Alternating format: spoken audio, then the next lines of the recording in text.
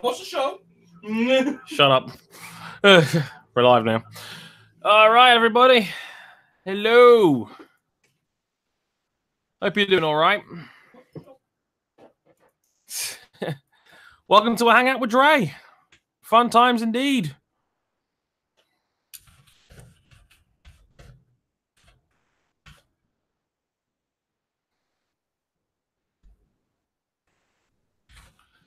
Just doing the usual social media sharings and all that.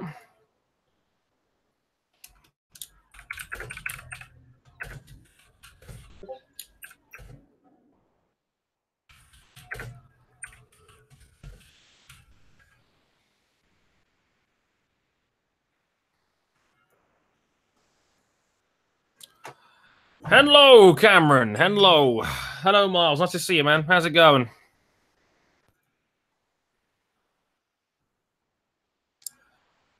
Hope you guys are having a lovely, what was it, Wednesday? Yeah, Wednesday evening. Took me a little while to remember the day there. It's not a good sign.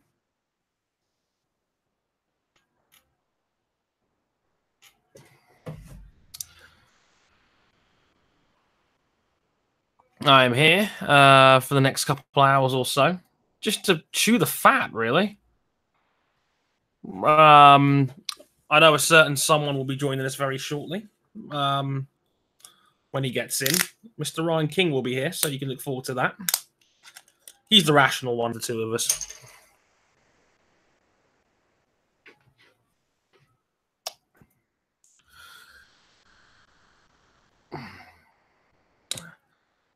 Hey, Rosario, nice to see you, man. Hey, Marino, nice to see you. Hey, Claddy. I'm doing great, darling. Hope you're having a lovely day. Sup, Tom? Doing all right, man. Doing all right. I'm just enjoying my 2 weeks off work. Been taking it very easy. I mean, part of me wanted to do a lot of Motorsport 101 stuff while I was here, but then I realized, let me just get some fucking time off. Let me just take it easy for once, you know?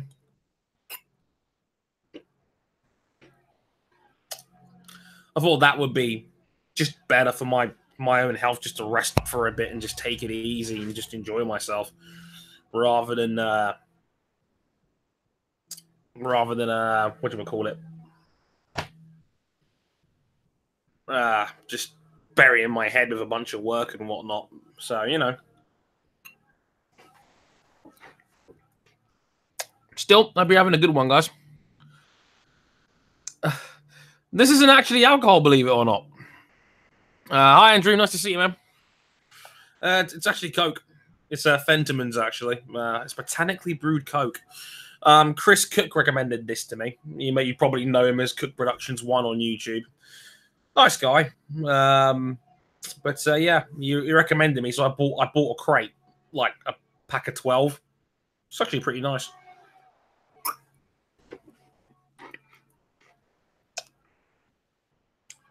Hey, KD Shoppers, nice to see you. Hey, Henry, how you doing, man? It's nice to see you've gone more than 2 hours without flooding my Curious Cat inbox. Cheers.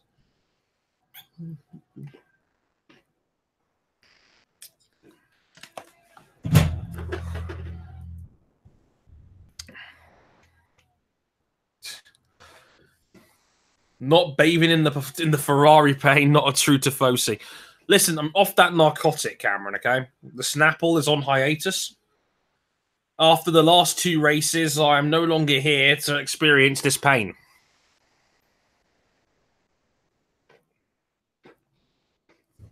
Glory to Lewis Hamilton. Oh, I didn't know you got Venomins over your side, Kelly. It's pretty cool. One day I promise I'll go up to Nottingham and have a glass with you. With lots of hugs.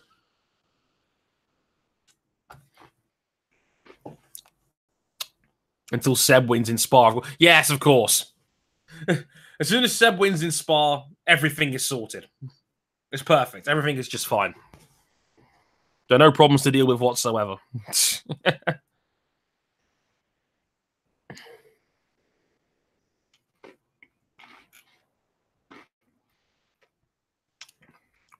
I'm going to burn through this 12 pack really quickly, I can tell already. Thank God I'm actually going on holiday on Friday morning.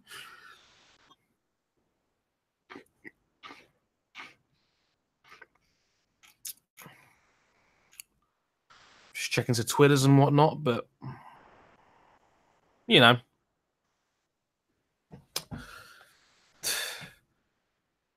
No, I don't think Inter's going to get Modric Rosario. Why would he leave Real Madrid unless they're paying him literally through the nose? I can't see it. Hey, Tom. How you doing, man?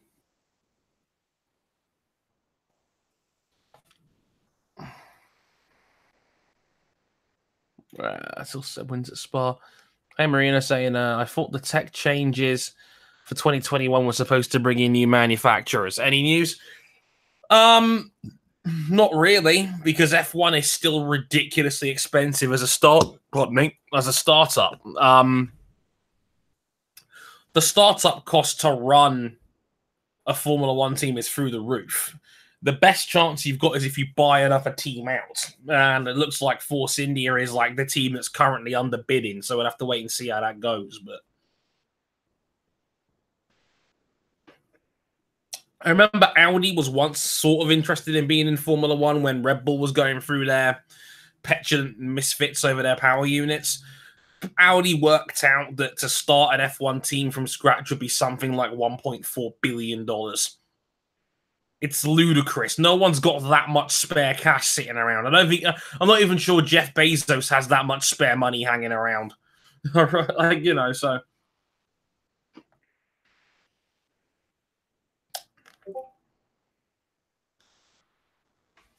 So I don't think new manufacturers are going to be a thing anytime soon.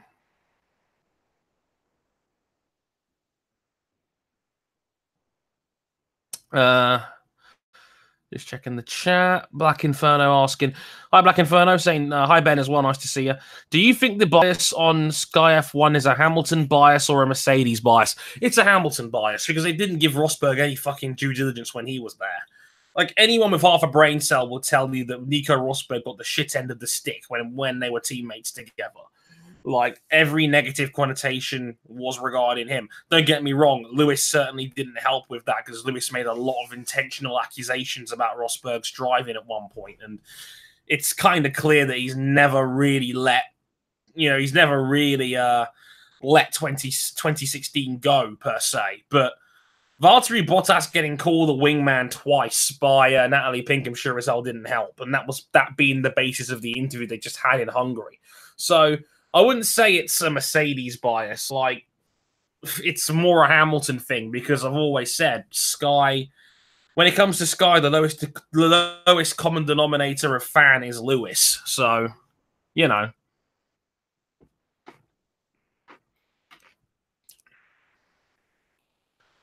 I don't think it's a big Mercedes thing. The real question is, when's the next GT Sport lobby? Yeah, sometime never. I know how good Harry and you were at that. You guys are insane.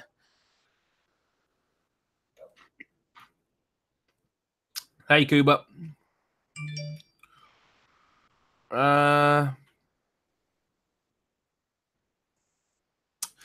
Just checking the chat. Yeah, Haas is definitely the team. Is definitely the code of how to basically build an F1 team in modern times. I mean, buy out another team on the cheap like Manor, use their assets to build a new chassis, get a decent power unit from Ferrari, and be willing to lose 100 million a year, you know?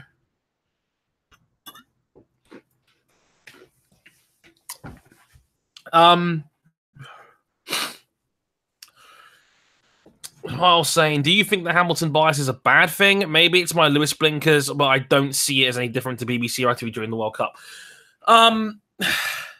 It's not the same thing because we as a country are inherently more supportive of the national team. We want the national team to do well. It galvanizes and unites people.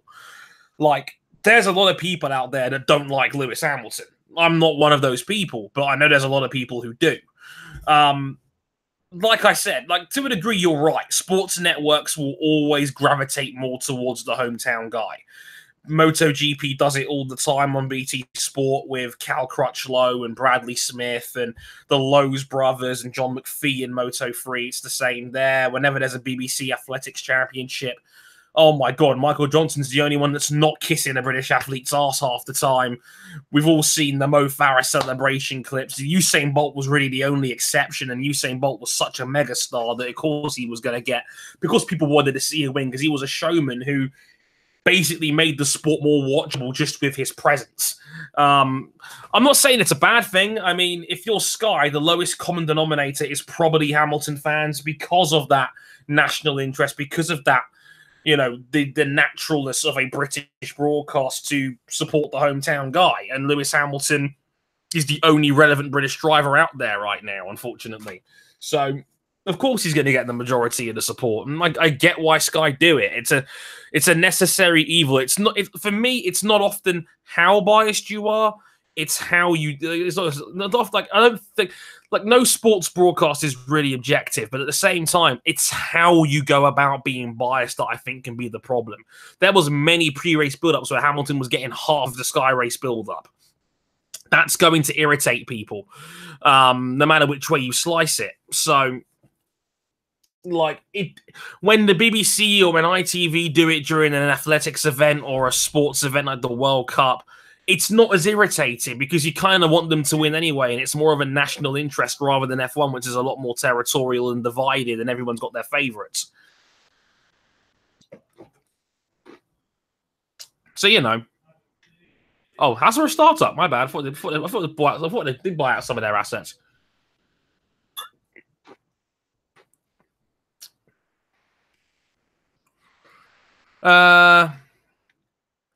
I know Tom asked me about this, and I know Zoe's asked me about this. Now, how did I find the BTCC? It was fun.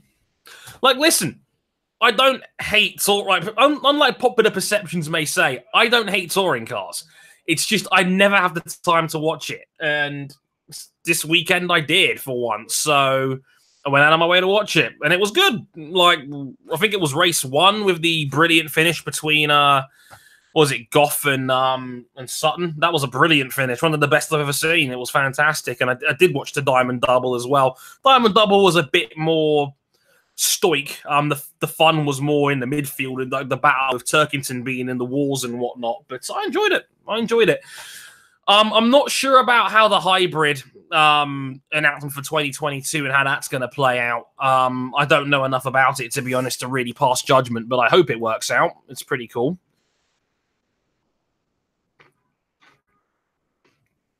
Killing 2 birds with 1 stone there, Tom. Forgive me.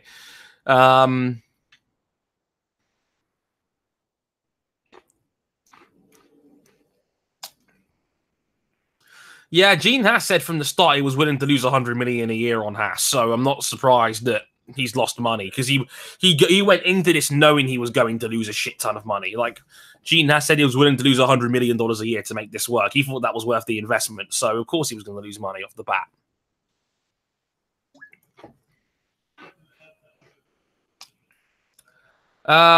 Yeah, I was literally watching Arev's new F1 2018 video before I pressed the play button to start the broadcast.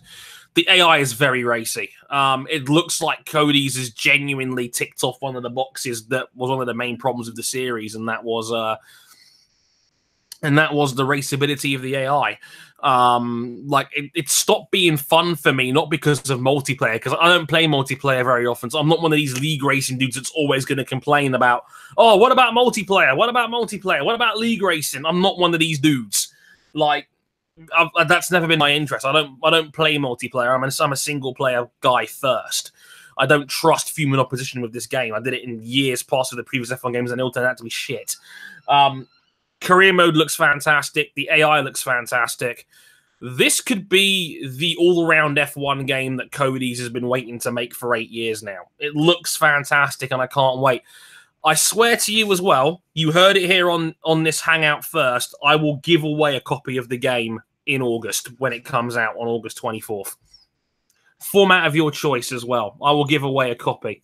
That is a guarantee. That'll be our first major giveaway. So keep an eye on that.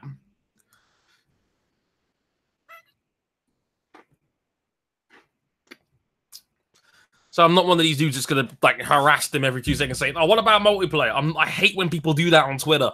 It's like they're not gonna suddenly fix the multiplayer now you've tweeted them about it. They know it's a problem, and I've seen Lee Marver's comments about it, and they are going out of their way to try and fix the problems. That's they're going through the beta very slowly.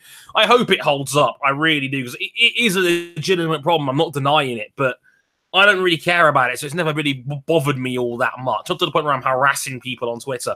And even so, like, for full disclosure's sake, I'm close friends with a fair few people out of that Codemasters camp now, especially Christina. So, you know, I try and be professional about it. I'm lucky enough where I can go out of my way and DM her, knowing if I've got something important to say and she can give feedback. I'm very fortunate to be in that position. Especially given I'm not an F1 YouTuber. I'm just a guy with a podcast who has a big mouth, but it looks great. It looks like it ticks a lot of the boxes for me. I'm gonna buy it on launch. There's no doubt about that. So stay tuned for that, basically.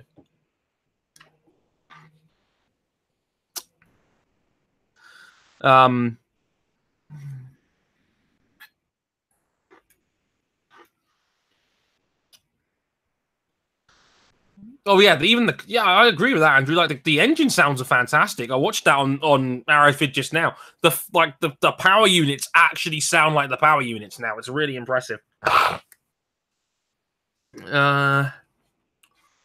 was saying, what's that? Marshall's back in training on Thursday. Good to know. Good to know indeed.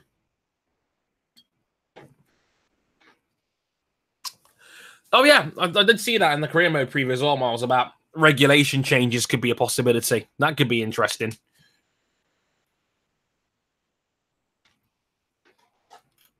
Very motorsport manager, so to speak.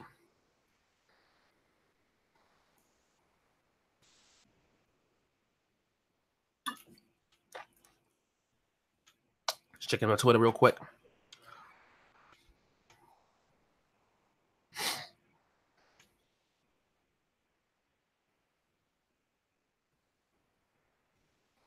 Ooh, my phone was in the way there as well.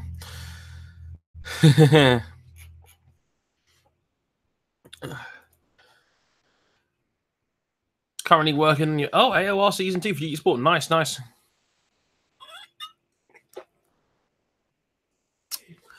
Yeah, Andrew, I don't think Mourinho is really the problem. It's like, don't get me wrong. Like, we could have seen it coming a mile away, and Mourinho was never going to blow people's brains out with the style of football thing. The problem is we as United fans are a bit more hung up on that style of play because we were so spoilt with Ferguson, who always insisted on playing attacking football. We were so spoilt. And then when we had Moyes, who was Mr. 4-4-2, and then LVG, who was very defensive, very much based on physicality, we didn't like it. But I'll give Van Gaal this. He, more than anything else, he was more than willing to play the youth. That's been one of the stories of his career. He's very good at recognizing and giving youth players a chance, like he did with Martial, like he did with Rashford, like he did with Fusu Mensah to a degree, etc. He was really good at that. Mourinho, again, is similar. He is willing to give youth players a go, but the problem with the club is the Glazers are tight on money. The problem with them is that, you know, they're more based around the idea of trying to save money rather than spend it in a league where you now have to spend big money in order to win championships. You now have to be spending 150 to 200 million a year to keep up, because that's how much Man City is spending year to year. Like, Man City's now turned a decent fullback into a £50 million player. Kyle Walker, Benjamin Mendy, etc. They just dropped 60 million for a rotational winger in Riyad Mahrez. You know, they'd have to drop in 42 on Bernardo Silva last year. So it's that sort of mentality.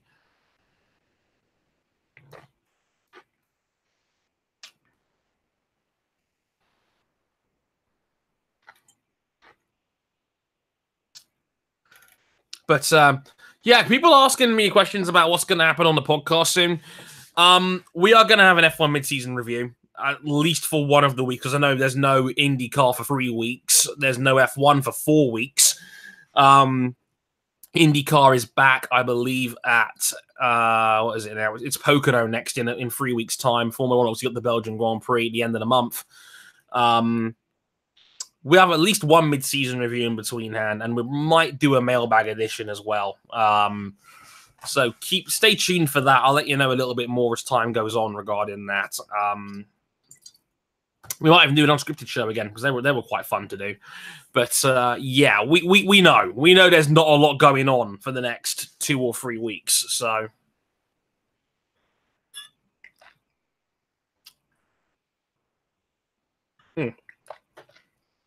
getting another one. This is good.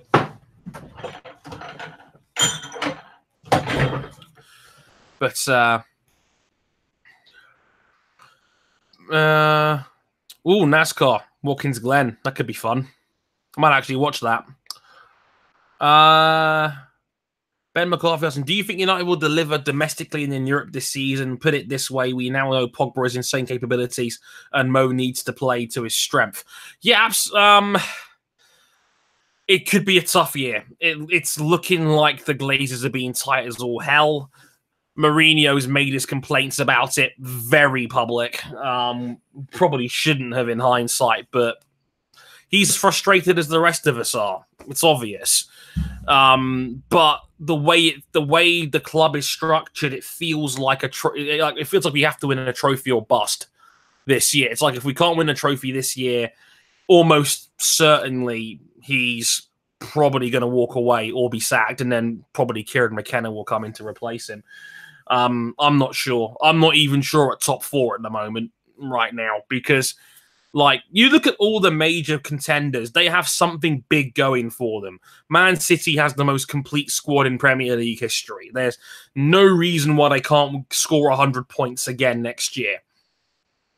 Liverpool have Mo Salah. They have a brilliant front three, and their defense is much improved with Virgil van Dijk. No doubt about it. Like, I know it was a £75 million deal, but it's a fact. Van Dijk made Liverpool's defense a lot better, and now they have Addison in goal. I think they overpaid for Addison, but they had to do it to get a decent goalkeeper. That's the way the market's going. That's the way. Like Liverpool are going to drop big money on him because that's got a good World Cup as well. So, you know, Liverpool's got that going for them. They've actually now got a bit more depth in there with Xherdan Shaqiri as well. So, and of course, Mo Salah is a 30-goal-a-season player if he stays healthy. Tottenham still have Harry Kane, who's the best striker in the league all round, the most consistent scorer in the league now, no question. Eriksen is a very underrated number 10. Heung-min Son, I think, is a very underrated ringer. And they still have a very good all-round team. Maybe Toby Alderweireld goes to United. I don't know. But I don't think it's going to hurt them that much in the long run. They still have a very good team. Kieran Trippier just had a fantastic World Cup. I don't see any reason why Tottenham can't get back in the top 3. Chelsea are a bit up in the air with Sarri as manager, but Jorginho, I think, is a pretty solid signing, and they still have all the potential on the wall to do damage. Hazard is a brilliant player. Willian's a brilliant player. You know, Morata can score goals. I just think that he was playing hurt through most of last year. So those are all our major rivals. What do we really have going for us right now? Like, we have the league's best keeper, but our defense is shit. We're using wingers as converted wingers as fullbacks still. There's no real defensive leader in the team. Pogba is fantastic, but he's counterproductive to the style of football Mourinho plays. We have 5 left wingers and no right wingers. Like, Sanchez is good, but he's not been at Arsenal great when he was at Arsenal by comparison. We haven't really got a number 10 we play every game. Mata probably should be in that position, but Pogba should probably be there rather than playing the 6 and playing defensive. We have Fred now, so that should help. We haven't really got a designated right-hand-sided player yet either, and you know, Lukaku's great. Lukaku just had a great World Cup, but the potential is there with United, but I'm not sure how they're going to be all told. You know? So we'll have to wait and see. But United finishing 5th wouldn't surprise me next year. It's going to be a hard fight. Like, we have to realistically get to probably at least 75 points to realistically think Champions League. So we'll have to wait and see. AJ's here. Alarmbar Arcade. Nice to see you, AJ. No, it's not former Brazil striker Fred. It's Shakhtar Donetsk holding midfielder Fred. Other Brazilian.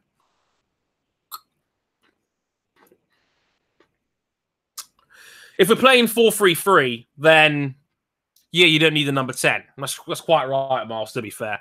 If it's 4-3-3, Pogba on the left-hand side of midfield, then I'm fine with that too.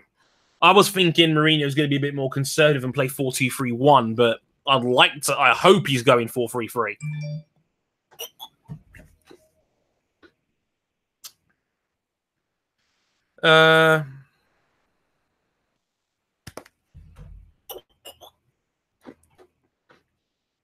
But I'm hoping it works out. Henry also saying, yeah, African Cup of Nations next year as well. That's going to be bad for Liverpool. Losing Mane like that's going to hurt.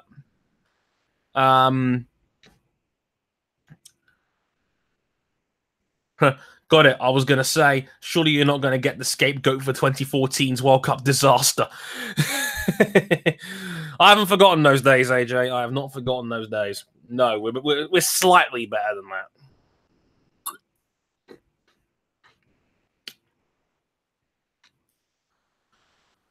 Also, both Ferrari and Mercedes intend to bring their spec-free engines to Spa with a semi-confirmed 40 horsepower boost for Ferrari. Well, those in the know seem to be saying that Ferrari's got the best power unit now and Spa is a power's track. We made a lot of time up at Hockenheim. Like, Vettel got pole in Germany because of the engine power. Like the Mercs was still really good in Sector 3. Like, Bottas had a last sector that was borderline inhuman in that qualifying session. But Karun Chanok went out and said, yeah, like Vettel was like 3 tenths faster on the straights. So we'll have to wait and see.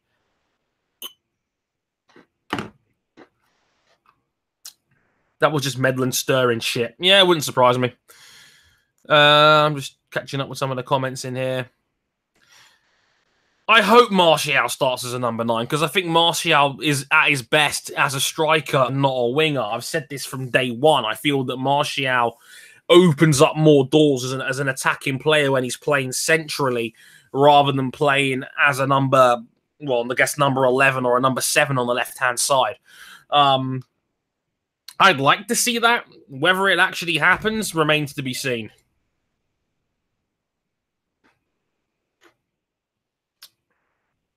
And if we are going to go 4-3-3, then Kovacic makes more sense. But, you know, we are still pretty loaded for midfielders now.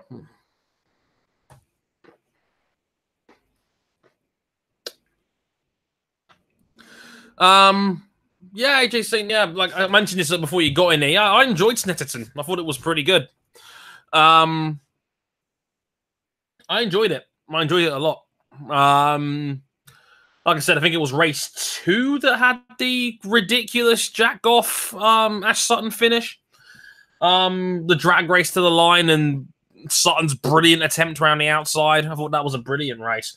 The diamond double wasn't so good. It was a little bit stoic at the front, and there was no real action until the last couple of laps on that one. But again, the midfield with guys like Smiley and Turkington was quite fun.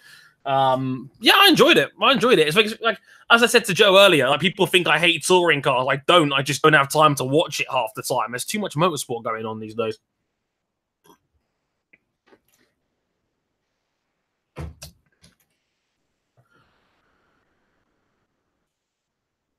Rocking him in a couple of weeks. Ooh. Oh, King's here. Hey, King. If you want the DM to join the call, feel free.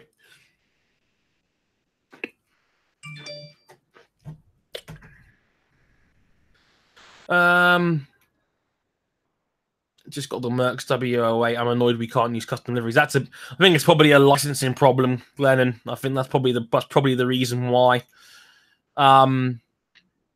Apparently the W08 is kind of broken, but that's the thing. GT have never really gotten Grand Prix cars right in their games, so I'm not entirely surprised.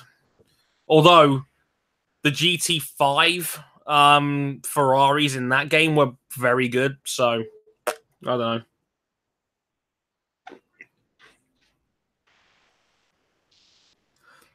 Yeah, Joe, I'd like to see Pereira get a chance as well. Hang on.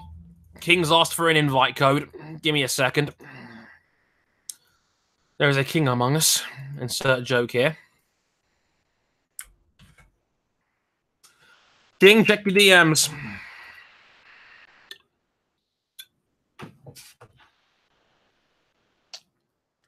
Cameron says there's an actual glitch. The gearbox doesn't shift down automatic if you're braking. What? That's ridiculous.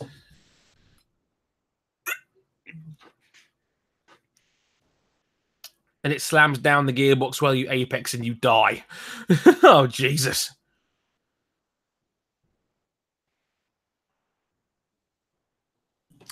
Oh, King's here. King is here. He's here for peak shit posting. Welcome to the Twilight Zone, King. How are you? Ready to be the ultimate wingman, both house level wingman. So you're just gonna block all these haters for me and then fuck up with like the last 10 minutes, then, yeah?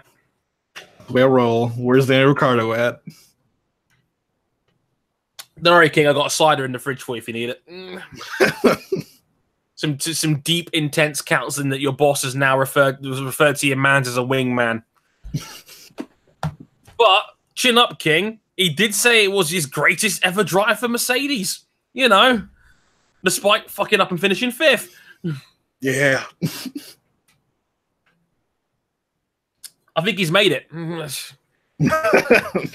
Welcome to the Alien Club, Valtteri. Yeah, you did the deed. You did the deed for Lewis. Welcome aboard. You're now in.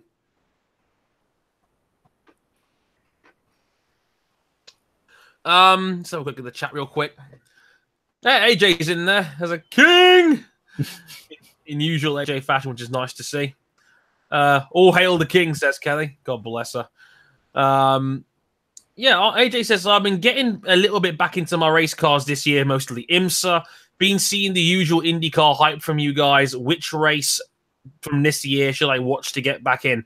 Well, obviously the 500 is not a bad place to start if you've got the time for it. That's the thing. IndyCar's not had a blow your trousers off race so far this season, in my opinion. Yeah, it's only just like 7.5s and like 8 out of 10 races for like the entire year. Been like 6 to 8s out of 10 for most of the year with varying degrees. Like not very many races have been flat out bad. There's just been a bunch of good to greats, and that's not a bad thing. When it goes up in full, which is probably going to be in the next 2 days or so, this past race in Mid-Ohio is probably the best one of the season that wasn't the 500. So that wouldn't be a bad place to start. It's about as good as... I'd probably put Mid-Ohio being better than the 500, to be honest. Yeah, I said it before. That was not... I got shot for this so when I mentioned it. That wasn't the best 500 in the world. Like, that was a 500 that we didn't get very much action until the last maybe 50, 60 laps or so. And a partially tense finish, you know, but we all kind of really knew that Servia wasn't going to make the flag, which would have been great. Like, would have been amazing if Servia had made it, but not quite. And no Hinchcliffe doesn't help either. But yeah, I'd say Mid-Ohio was probably been the best race of the season so far. So when that goes up on YouTube in full again, probably in the next couple of days or so, I would give it a watch. Iowa was pretty good as well, I would say. That was up and down. I'm totally not biased, given the race winner. And I would also say Detroit race 2, I think, was a pretty good race as well. Good blend of strategy and overtakes and all that fun stuff. Let's have a look here. Michael's saying, should IndyCar go back to international venues such as Japan, Brazil, and Australia, as well as new ones such as Europe, the Middle East, and China, or should they remain exclusive to North America? That's one for you, King, I reckon. In the future, it's definitely down the road. There's work that needs to be done. Mm-hmm. It sounds great and all, but we all know that IndyCar is going to struggle to get sponsors outside of North America, and that's probably the biggest drawback for them for them to go out there is that they're not going to get the same, like, you're not going to see Verizon get sponsorship deals in Japan, for example. What's the point? You can't get Verizon in Japan, for example. So, that's going to be a hurdle to get over. But of course, it would be nice to see it, but realistically, probably not anytime soon. Andrew Messer, anyone notice how impressive George Russell's time was today? He was on hypersoft tires, and he was only about 0.6 faster than Vettel's FP3 time. Like, I'm just saying, I know there's a hype train around George Russell, but the tires lasted about 2 laps because it's a hypersoft. But it is what it is. Vic's here. How are you doing, gents? I'm doing good, man. Doing great. Drinking my body weight in Coke. Let's have a look here. Scratching up on comments. Yep, Adam, they do still put the races in full on IndyCar's YouTube channel, in full, about 4 or 5 days up. They always put the 2-minute version highlight up first. Then they'll give you a half-an-hour remix the day after the race. And then a couple of days after that, they'll have the full race up in full from the start, uninterrupted, besides the commercial breaks they cut out. Close enough. It wasn't great, but the problem is it happened quite a lot. Like, there was a lot of commercials in Mid-Ohio. That was the problem. It was like to the point where it actually disrupted a lot of the racing because we missed like a round of the leaders' stops due to a commercial. It was so fucking annoying. It was like watching ITV in the mid-2000s again. The first round this year, St. Petersburg was a good race as well. It was a good shout from Jeff. Until Rossi murdered Wickens anyway. As you do. Still playing catch up here. Watch Detroit 1 to laugh at Ferrucci crashing. Good a reason as any. Being British, moving Iowa to a Saturday night sucks. It was the only short oval we could watch at a reasonable time. Yeah, a little bit of a bummer for the Brits because Texas is like that as well, where it's always at a really stupid time slot and you can't really watch it. But yeah, but the issue is that night racing gets better TV ratings, so it does. It is what it is. Mars said, "I'm on the Lando Norris hype train, not Russell. Shame he stuck at McLaren." I would be giving it one more year if I was McLaren before putting Lando Norris in the car myself. I think I've got a feeling Russell's going to take the title, and that will give him the excuse to keep Norris in there for another year anyway. They're both really good, but I wouldn't rush on that one just yet. Needs to get used to the Paredes after he did European Formula 3. Yeah, it's not a bad shout. Yeah, Vic saying ITV F1 levels of commercials in Mid-Ohio. Not denying it. He's not wrong. But at least you got to hear about Ryan Hunter-Reay's favorite turkey sandwich.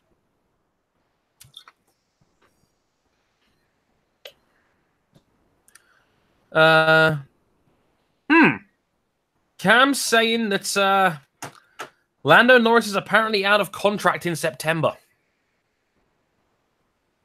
Well, that's interesting. Let me double check that. I'm not sure on that one because that doesn't make any sense from where I'm sitting. Because that's in the middle of the Formula 2 season. Because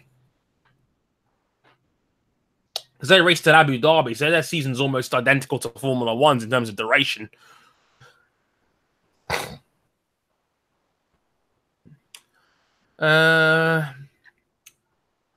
Leclerc or Raikkonen and Ferrari? I've had this debate in my head 2 or 3 times over. I don't see the hurry in putting Leclerc in that seat. He's really good. No one is denying this, right? But Ferrari, I've said it before, they're in great contention for both major titles so far this season. There's no real reason to break up that formula because it's clearly working for them. They get along very well. Raikkonen seems to genuinely be getting better year on year in these hybrids, and like the way he's driven this season, I can't justify getting rid of him. He's doing what he needs to do, which is giving Valtteri a good fight for third right now. Like Vettel's doing his bit, obviously trying to go up against Lewis, but Raikkonen's been a much greater threat for Valtteri this year than he was last year when he was like 100 points back from Valtteri. So Kimi's doing what he needs to do, and his role is a lot more important than it was last year when it was basically Seb versus the world. Like, there's no rush with Leclerc, and don't get me wrong, he's got a lot more experience than Verstappen had when he got the Red Bull seat, and that's not a bad thing because, again, like, there's no doubt that Leclerc is ready for it, I think, but, you know, there's no rush here, in my humble opinion. I'd say just give it another year.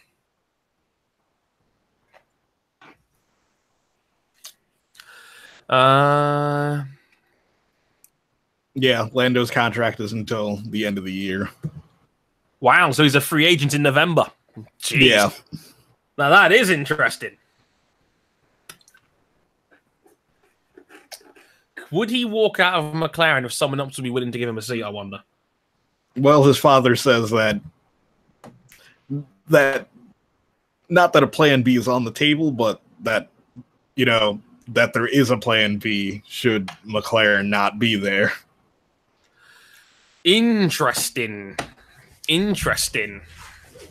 Should be noted that his father does have a net worth of 200 million pounds. Oh, so he's reasonably well off then. Yeah. I wonder if Toro Rosso would give him a call. They've already tried to get him in once. It's like, oh, we don't need this Brendan Hartley fella.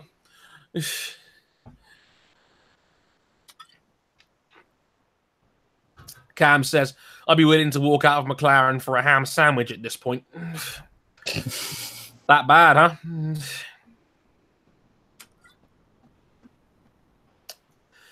I don't know. It's different because, you know, Lando's still 18 years old. Like, he has time to wait for McLaren to get good. Yeah, it's like, again, what's the hurry here? Like, why are we now so obsessed with putting young guys in the seat as early as possible? Probably because of Verstappen, unfortunately, because Verstappen turned out to be pretty good overall. So everybody wants to crush it at 18 or whatnot. AJ saying, I'm buying Force India to save my boy Perez. Perez is fine. Perez don't need no saving, okay? The king of the midfielders, probably. Yeah, like you need to take this account. When Lando Norris says, like, he grew up watching Lewis Hamilton and, like, Lewis Hamilton was his favorite, like, literally when Lewis won his world championship, Lando Norris was 9. Ugh. He was so old. Joe Ellis saying, are we all in agreement that an F1 race at both Assen and Zandvoort would be dreadful? Neither would provide much of anything. No, I'm in full agreement. Do not go anywhere near Assen. Please, for the love of God. As a bike fan, I will take a dump on Chase Carey's mustache if he ever brings an F1 race to Assen. I'm not here for this. Assen is the mecca of bike races. It sells out there every year. And if Assen has to choose between F1 and MotoGP, if it chooses F1, it will die. There is no question about it. Assen does not get enough from the other series that races there to survive over a year.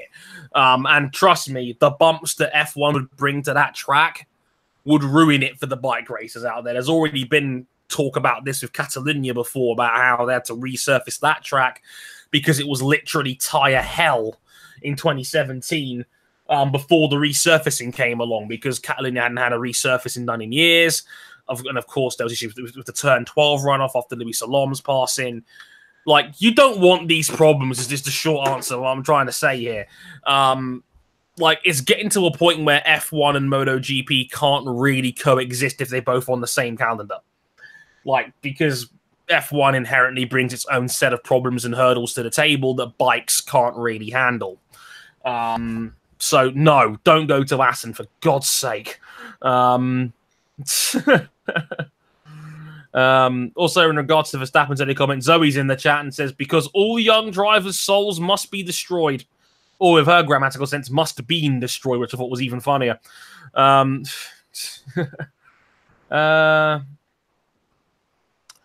was the first F1? Who was the first driver in F1 born after you, Dre? That'll make you feel older.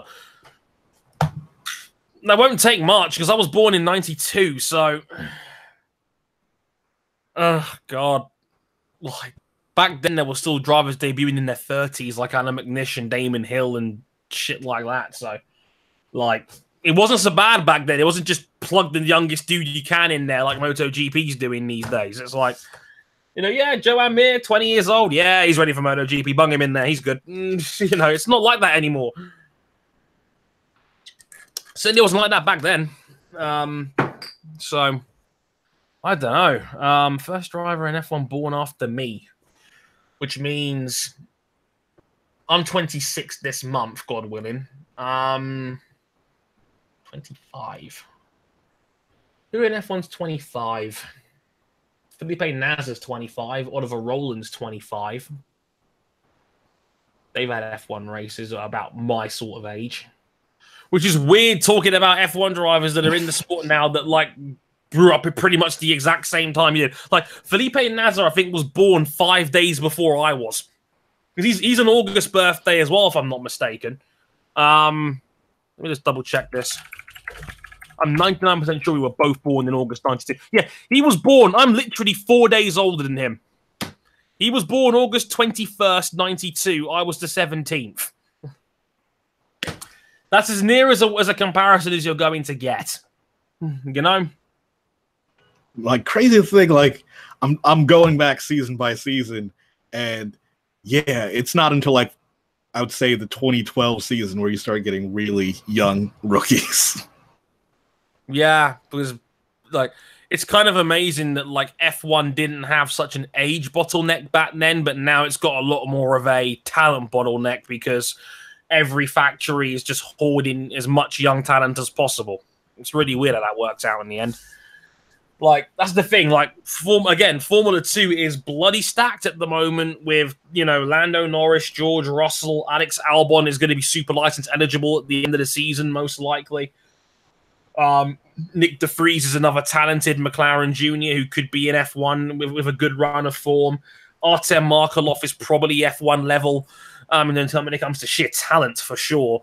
Don't tell Hazel I said that.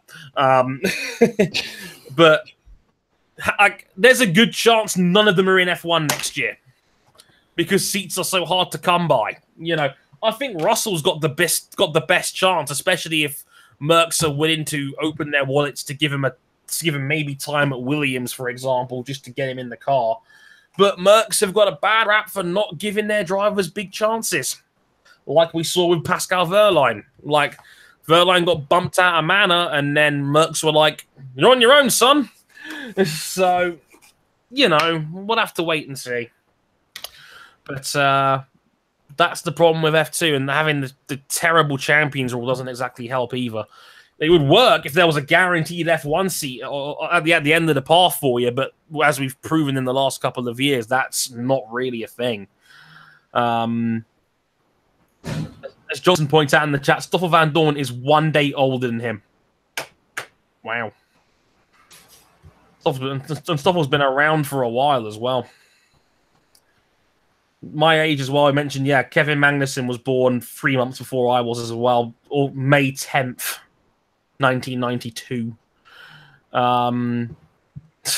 Also, Cam. Hi, Len. Nice to see you, mate. Cameron saying, unfortunately for MotoGP, but no matter who they plug in, Marquez is waiting. Yeah, it's kind of a problem. He's a bit talented. He might be like one of the best talented riders I've ever seen, ever. But yeah. Let's have a look here. Pascal Mahart. Zoe, again, Zoe kind of showing her age in the chat saying, remember when Alonso and Vettel being 19-year-old rookies was exciting, interesting, and not the norm? Dear God, you're not wrong, are you? Jesus. I remember that. 2001, a very young 19-year-old Fernando Alonso debuts for Minardi. I still remember it because I remember I had Formula 1 2002 on the PS2, and with it was the 2001 season review. I watched that shit till the disc stopped working. It was great. I've seen the 2001 season review about 50 times. I need to buy it again on DVD just to make sure. But yeah, as Jeff points out in the chat, weird that Alonso raced Max's dad. Ay.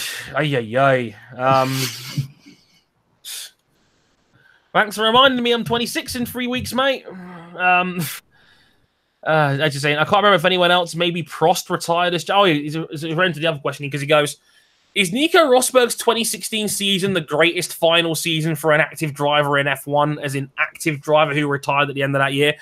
Well, nah. I don't think so. I mean, Rosberg won 9 Grand Prix that year, and obviously retired as world champ, but Prost did it as well, didn't he? Because Prost did it in '93, if I remember correctly. Yeah, Prost won. He won 7 races and the world championship. Not bad. Not a bad year. But Daniel Kvyat is 10 days younger than me, and he's already gone, says Vic. He's been in and out of F1 after Kvyat did a 4-year run in F1. He came in as a GP3 champion, did 4 years in F1, left F1, and is still younger than Johnson. And I grew up with Jos Verstappen's Orange Arrows and Carlos Sainz Sr.'s World Rally Championship run, says AJ. Oh, dear. Yeah, F1 2002 by Sony was lit as fuck. Yeah, it was a great game. Zoe says, and the only time Fernando and Kimi show up in that review is when they crashed. Yes, that is a good point. But just to put things in perspective, Carlos Sainz Sr. actually competed for a number of years against Sebastian Loeb. Help! Yeah, Carlos Sainz Sr. didn't fully retire till 2005. Yeah, Jesus Christ. I'm going through a midlife crisis just reading this chat right now. Kelly saying I'm old enough to remember Jos racing in F1. Mansell bitch slapped the field in '92.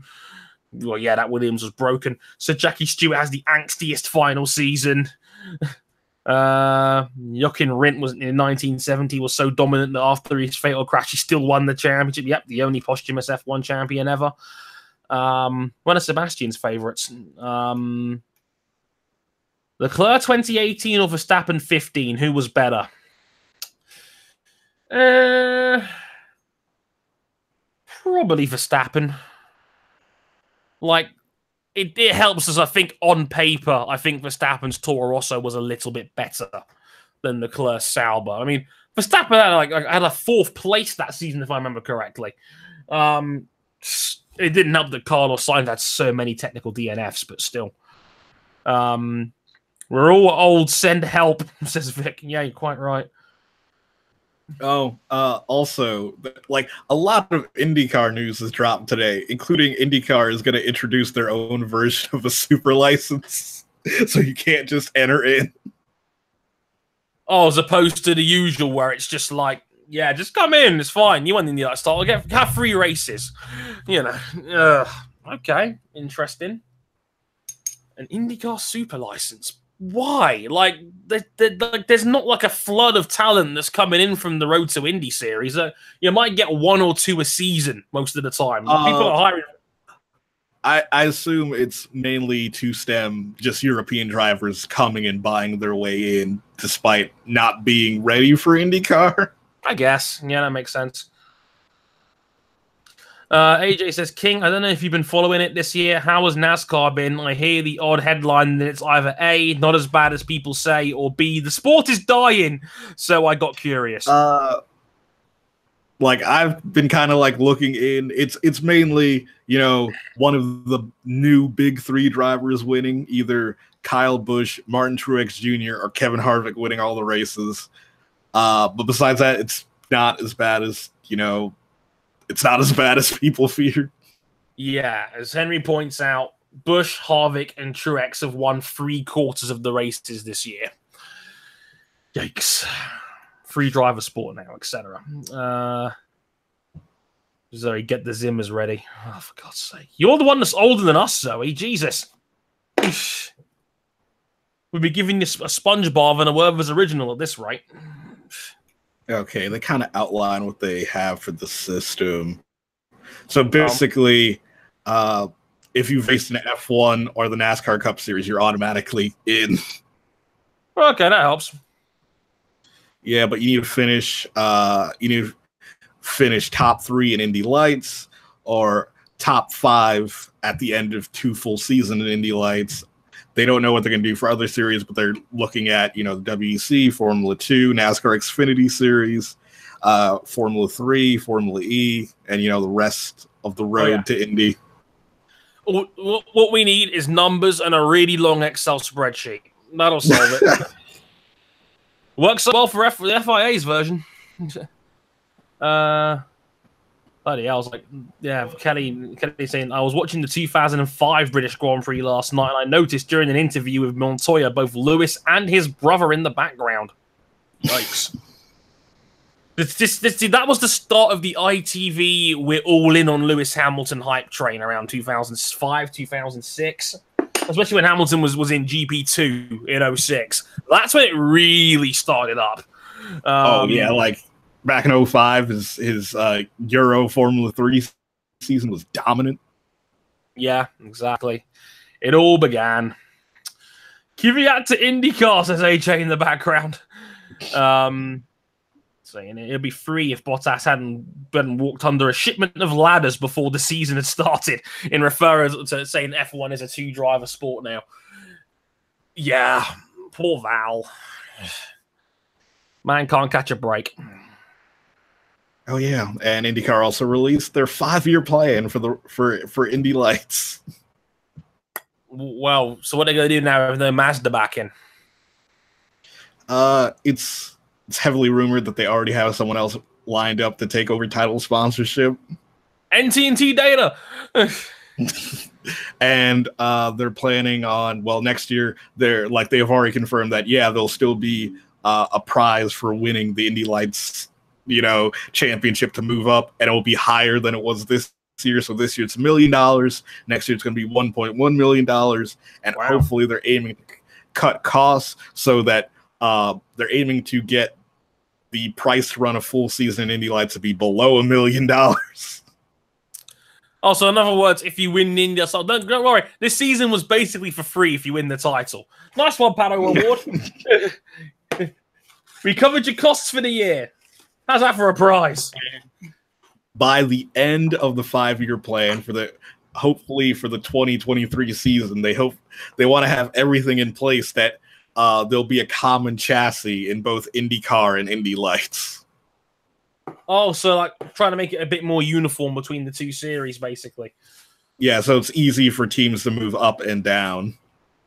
Okay, that could work.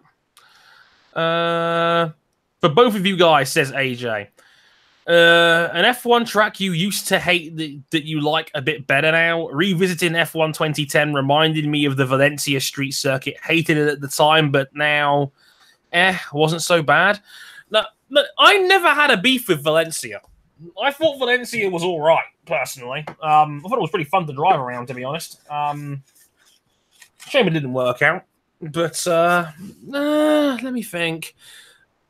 Spoiler, I used to not be a fan of Suzuka until I started driving it on more F1 games, and I really enjoyed it, if that counts. Now I bloody love Suzuka, so, you know. Let me think. China's another one. I used to hate Shanghai. Now I don't mind Shanghai. And it's got a knack of now actually producing some pretty good races because of the changeable climate out there. It certainly helps. Let's have a look here.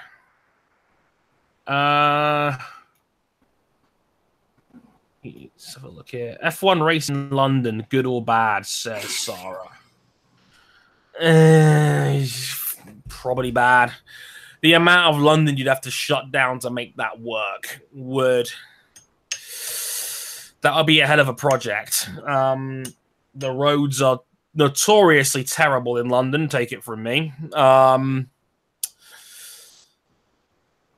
It's one of those things, it's like you probably don't want it as bad as you think. Like, oh, London street race, that sounds amazing. The logistics of it, though, sound bloody terrible. We'll stick to Formula E in Battersea Park. We'll go with that instead. I think it would be able to work, but it would have to be, it wouldn't be in London. No. It would be like outskirts. Like, it'd be either the outskirts would probably shut down one of London's much, much smaller airports. Yeah, welcome to the Stansted Grand Prix.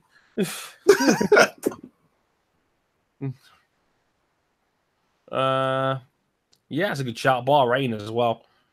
Let's see. AJ saying Kota as well. Also, AJ says, oh, and related, a track that you like when popular opinion has often been negative. I've always been a fan of Singapore, but seemingly no one likes it.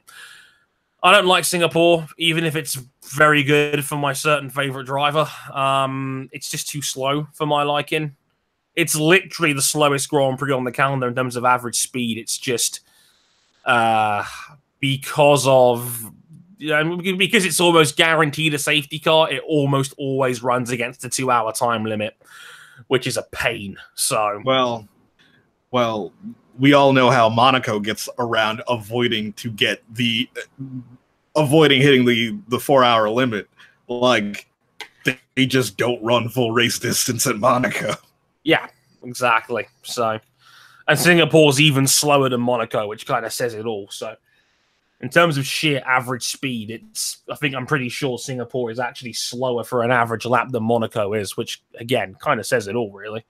Well, I think it's mainly because of how long the lap is. I don't think it's that long in terms of actual length. Like, it's just because it's got so many 90-degree corners in it that it ends up being a really slow lap. Yeah, Singapore would be despised if it was held in the day, says Miles. Yeah, the fact that it runs at night probably helps. I'm not going to lie. Aesthetic and all that shit. Remember the Bahrain endurance layout? Oh, God. We don't speak of the Bahrain endurance layout. That shit was terrible. Oh, my God. Like, that track was... Who thought that was a good idea? Like, what was the logic behind that? We're going to make Bahrain longer and nowhere near as fun to drive around. Jesus. Have a look here. Monza for me, no matter what Dre says. Listen, if you like crummy, half-hearted oval races at Monza, then be my guest. I'm okay with that. Yeah, there you go. As AJ points out, oh my God, the F1 2010 layout for Bahrain, that was horrible. I was legit driving that the other day for an AA video, and I was like, I don't remember half the layouts. Oh, dear. Yeah, I do remember that. That was like all of a sudden Bahrain had become like the longest and slowest track on the calendar that year. It was bad. It was bad. I did actually watch that video about Johnson. It was pretty. It was fun. So yeah, it's just a little over 5 kilometers. So it's about the same length as the Nürburgring. Okay, fair enough. Who doesn't love near 2-minute laps in perfect conditions and impossible to overtake? Oh dear. Floodlights alone turned Bahrain from one of the most hated tracks on the calendar to sparks. It's very true. That's Josh Schittel in the chat there. Hi, Josh. Nice to see you, man. Long time no see. Yeah, jeez. It's funny how you just turn the lights out on Bahrain and it suddenly becomes one of the best tracks on the calendar. Don't ask me how. It's just logic. We all know floodlights make everything better. lower track temperature, you get less grip. That's true. That's true. Certainly helps for the aesthetic because we know we F1 fans are mad on that shit. But yeah, that certainly helps. Less grip, more chance for driver error. Always been a track you can pass around, especially on the home straight. Unless you're Valtteri.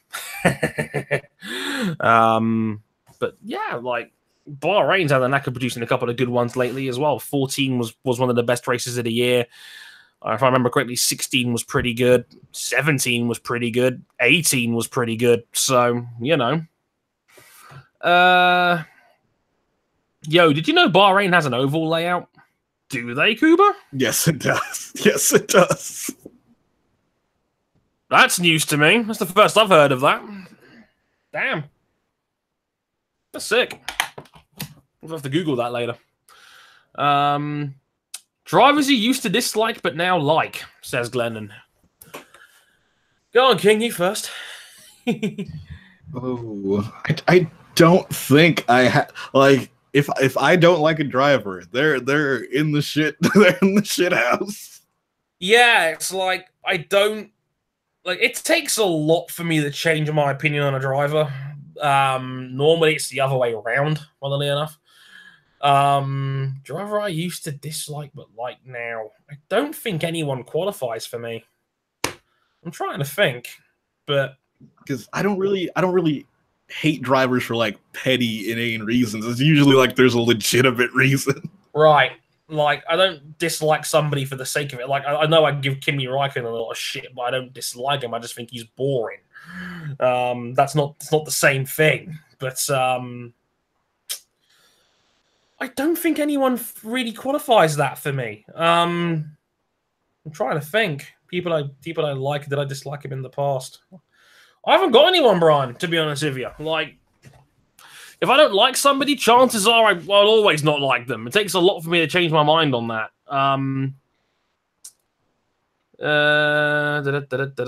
Yes, quite right, Vic. There's too much money that goes into Abu Dhabi. It's never getting dropped. They're paying like 20 million a year for it to be the season finale.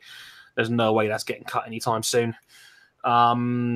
Sebastian Vettel, says Miles. Yeah, well, understandable.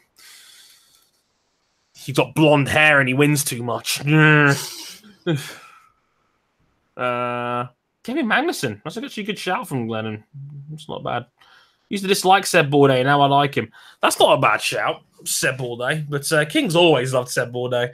Yeah. It's because he's so French. And he's not Paul Tracy. As you can see, he's setting the bar really high here, folks. Why do I like Seb Bourdais? Because he's not Paul Tracy. Good a reason as any, if you ask me. Most improved driver from 2017, says Glennon. Would it be wrong to say Kimi Räikkönen here?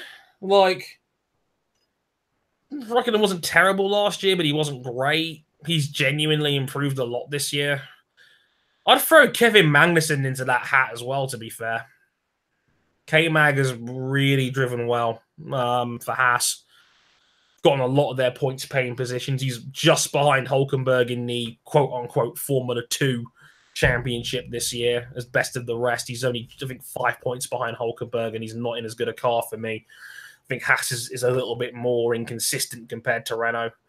I'd say Kevin Magnussen.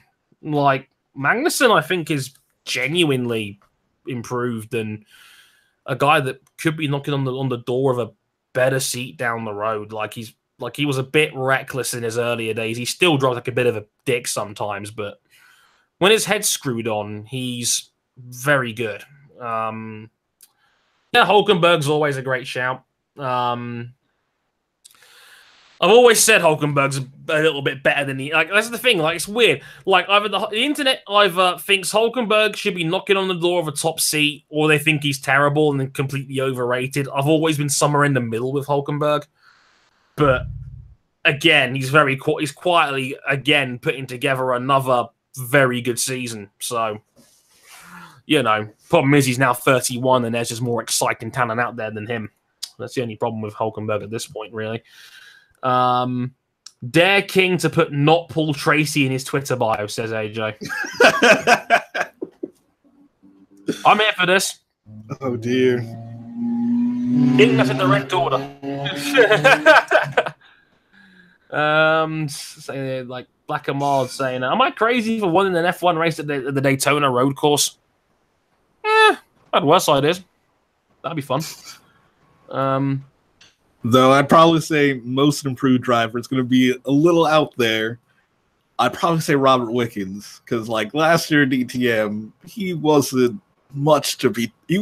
There wasn't many reasons to talk about Robert Wickens last year in DTM. Really? IndyCar this year.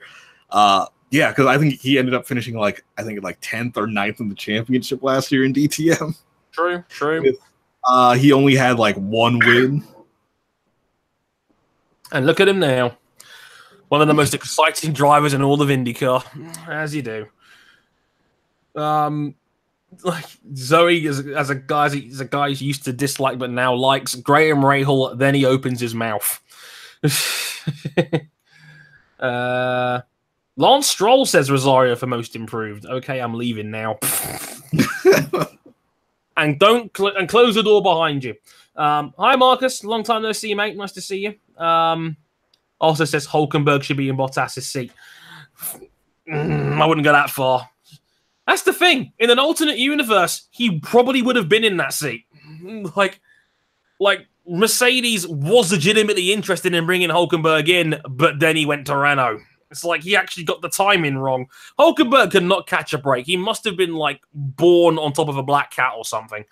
Or on top of a broken mirror or some shit. Josh asks, will anyone outside the top 3 teams win a race before the new regulations? No. No. I'm going to say no on this one. No, like even the best of the rest, Renault are still at least a second a lap where they need to be, ideally. So for me. Yeah, when was the last time one of the current non-Big 3 teams won? Was it when Button won for McLaren? Maybe Nico Rosberg in 2012. First year Mercedes actually started winning Grand Prix. Yeah, so you could argue that like 2012, maybe 2013, if you count 2013 McLaren being that bad. Yeah, but they didn't win a race that year, did they? Oh, yeah. 13 McLarens when the wheels started to fall off. 2012 McLaren was when they were challenging for the title. And they were absolutely a top 3 team. McLaren didn't win a race that year. 2012, Nico Rosberg won. Maybe you could throw Pastor Maldonado in there, because Williams definitely wasn't a top 3 team that season. So literally 6 years. It's been 6 years. 2012 was a weird year. Pastor Maldonado, Kimi Räikkönen in a Lotus, and Nico Rosberg in a mediocre Mercedes all won Grand Prix that year. Good luck having that happen again. Rosberg won multiple races, Drake. Rosberg won multiple races. He won 2. He won Monaco as well, didn't he? Yeah. It was a better time back then. Kimi had a top 3 car in 2013. Yeah. Yeah, you can't really count Lewis in 13 because, like, Merckx, I think, finished second in the Constructors that year. They were second or third, so... It was second. Yeah, second, so... Yeah.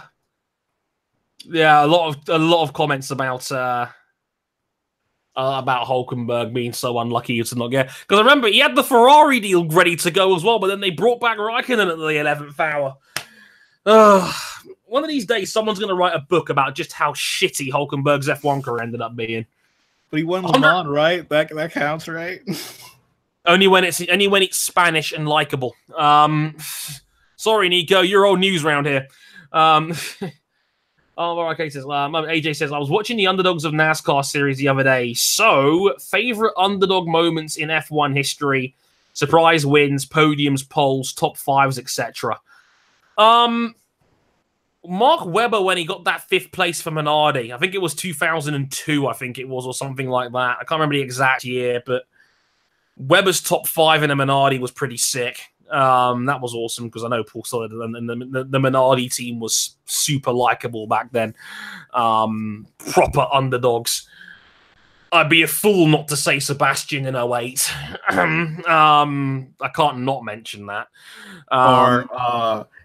Even though he himself isn't an underdog, Michael Schumacher sticking it on provisional pole at Monaco in 2010. Didn't even count. You know how pissed off I was that day? I was like, Michael! Oh, wait, he started sick. Shit! that was magic. That was like there wasn't a dry eye in my bedroom that day. One last bit of genius from the master. Fischer Keller winning a race in 03. Yeah, that's not a bad chat. Yeah, even Spa 09 when he finished in second for Force India, their best ever finish. That's a good one. Let's have a quick selections here. Let's have a look here. But yeah, there's a couple of good shouts here. Yeah. So yes, yeah, a couple of mentions for Spa 09. Yeah. Fischer Keller's second. Maldonado's race win for Williams. And that's the thing, like, that wasn't a fluke either. Pastor was in a dogfight with Fernando Alonso pretty much all race long and won. Like, Pastor was way better than the internet made out. Like, bit over aggressive, but he was all right. You know, he wasn't terrible. You know, Kimi winning in Spa 2009, that Ferrari was a raging dumpster fire, says Cam. Yeah. Braun's entire 2009 season. Yeah, as well. AJ mentioned it. Sergio Perez is second for Sauber at Malaysia 2012 as well. That's a good shout. Could have had the win. Could have had the win. He was the fastest man on track, and then he bottled it down by the penultimate corner. And then Manisha Cottonborn was like, "Nope, we're shutting this down. You're taking that second. We're not risking this." That was a good one. Yeah, Alonso's first win. What was that? Hungary 03, I think that was. He lapped Michael Schumacher that day, funnily enough. That's Zoe's mention. Button's win at Canada 2011.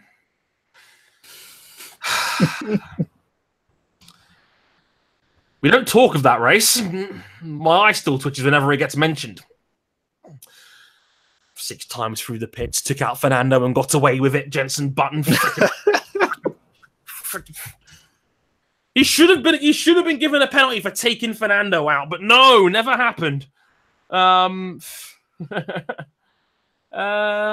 Perez in Monza. Yeah, that was another close one for Perez as well.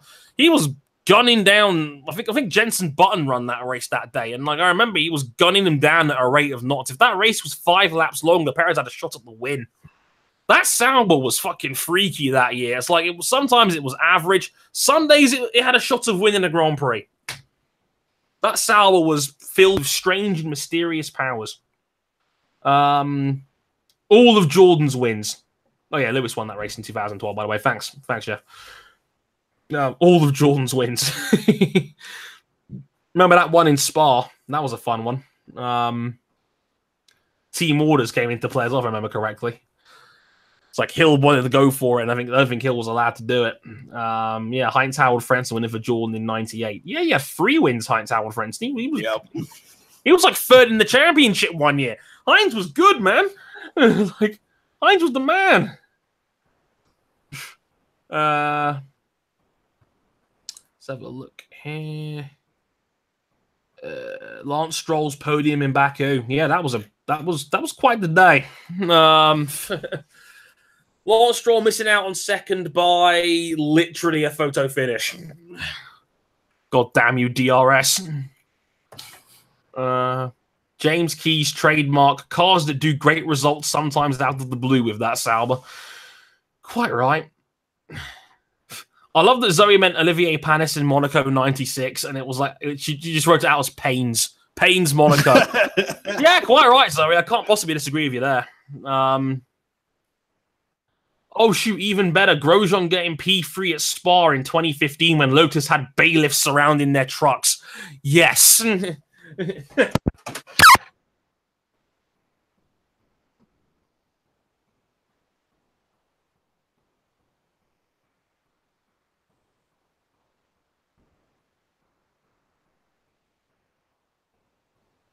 Dre, your mic's not on. There we go. Okay. Yeah, I accidentally pressed it. So actually, I accidentally pressed the off button when I was reaching for a cider.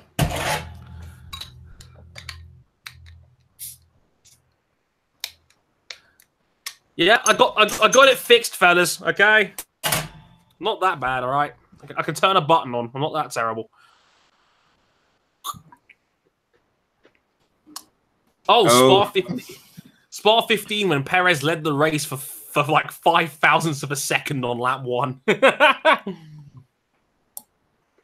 So Dre, the plot has thickened. The plot has thickened. Oh, tell me more. Despite being rejected multiple times, William Stoney is still confident that Rich Energy could purchase Force India. Can somebody put some alcohol in this? Please? I may need some.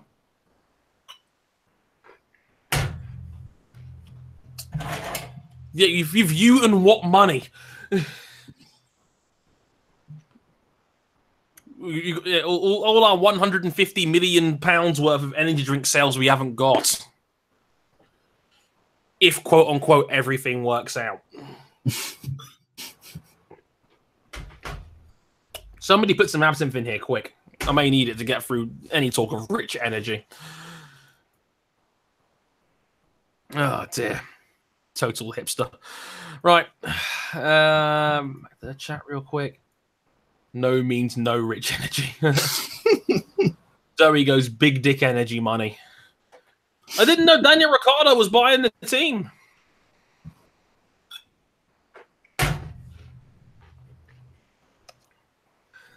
Oh, dear.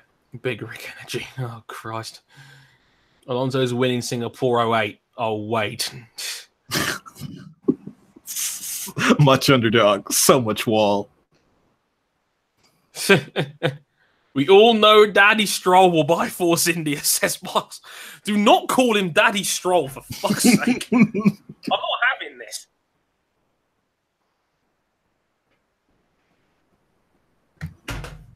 Oh, dear. Oh, dear. Yeah. So, someone else's father is rumored to be purchasing the team. What, Mazepin's?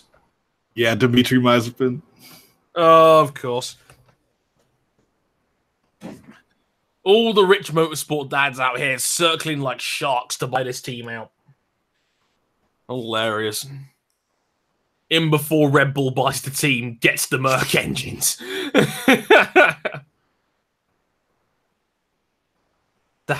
Daddy Mazepin, Daddy Latifi, Daddy Stroll. They can't be stropped, says Josh.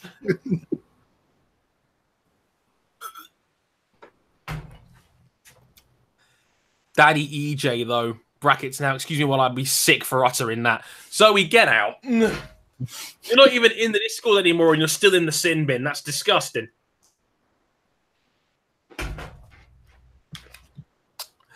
Also, Adam's been having a look. Saying, I just checked. Bourdais' best result in F1 was 7th. How depressing is that? He also says, wasn't he on for a P4 at Fuji in 08 before Massa hit him and he got a BS penalty? I know this might anger Dre, but he was in for a P1 at Monza. Don't at me.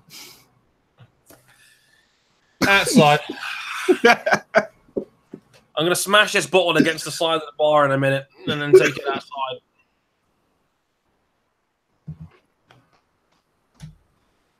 I mean, you're probably right, but I'm just going to heavily deny it. But it was card install. It was card install. It's motorsport, bruh. Shit happens. The sin bin will forever be mine. Mine! Yes, Cam, there is a Motorsport 101 Discord out there. All you got to do is be a $10 a month Patreon backer. Shameless plug. How long before Josh comes up as a potential buyer?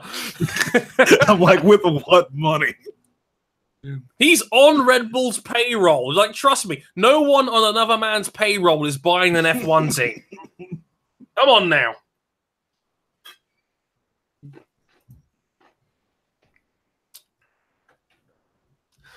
Massa later collided with Sebastian Bourdais. Bourdais was penalised after the race, demoted from 6th to 10th. The penalty prompted widespread criticism from racing media and ex-drivers. There you go. So he was on for 6th in Fuji, but then obviously got knocked to 10th after the race. Sad face.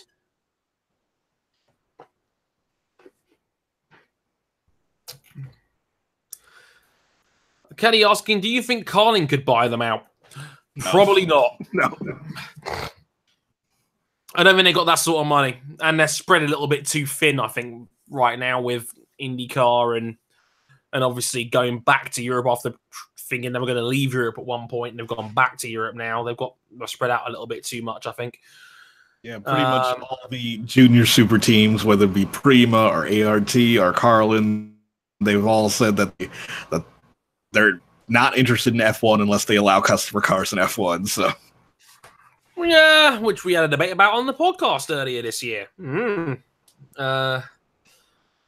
It's Jos Verstappen, though. The rules don't apply to him. Says Vic.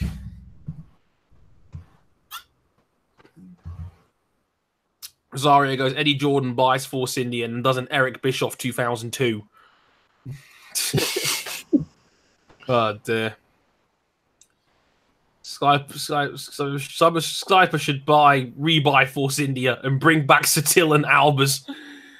I'm just waiting for the press conference where Lawrence Stroll announces that he, bought the team, and then next thing you know, at like a different camera feed, you see Lance on camera, and he's like, "It says Stroll on the contract, but it says Lawrence. It says Lance Stroll."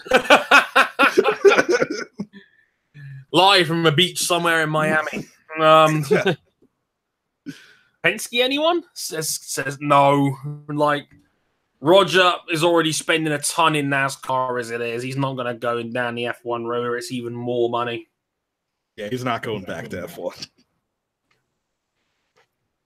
Kelly asks, best F1 ex-driver on Twitter? Interesting question.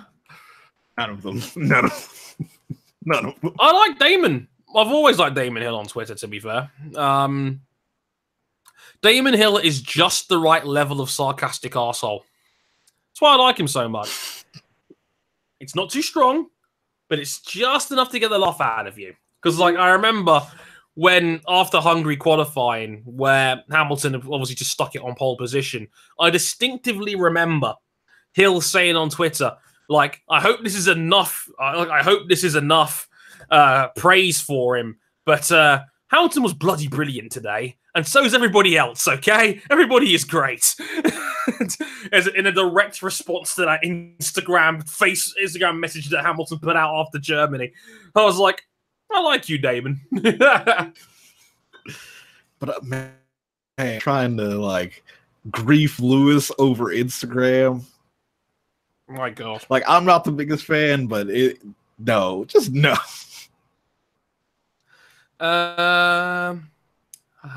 see what the chat says on this one. Sakura Inoue, hands down. Yeah, he was until the racism started to come in. Nico Rosberg, wholesome Twitter feed there. Yeah, Rosberg's pretty nice. That's true. Rosberg's pretty cool. Genuinely tweets fans. I see him in Instagram comments every time. He gives a lot of time. In his video blogs are genuinely really well done. Yeah, Rosberg's pretty great. Let's have a look here. Mario Andretti, says Zoe. What a shocking claim from world's biggest Andretti fan, Zoe Hamilton, of course. A guy asking when did Sauber win with Kubica? Canada 2008 was the answer to that one. Kubica led the championship after that race. Wild time. Yeah, it was a fun time. Yes, Hill is a lot better on Twitter than he is for Sky. I completely agree. Yeah, Taki was racist a few years ago, mate. I didn't bother him after that. I think it was Hamilton-related comments. Listen. Chat, can we all just universally agree that Guido van der Garde is fucking terrible? It was fun for like the first couple months, then he went too far.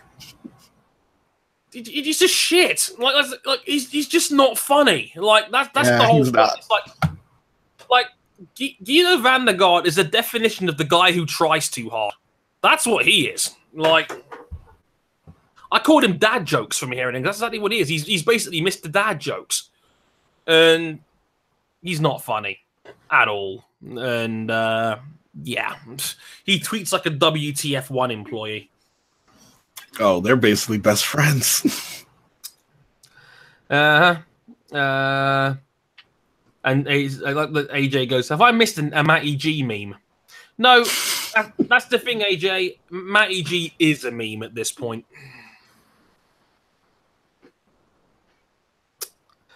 That's as nice as I'll be on Twitter or on the internet, because last time I went down that road, a certain Australian YouTuber got his girlfriend on me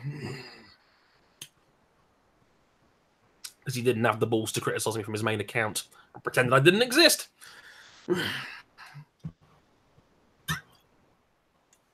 Don't worry, we've since hugged and made up.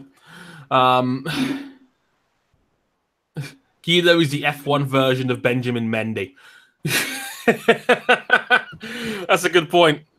Benjamin Mendy has got a World Cup winners medal and a Premier League winners medal, and I think he played like 42 minutes of football last season.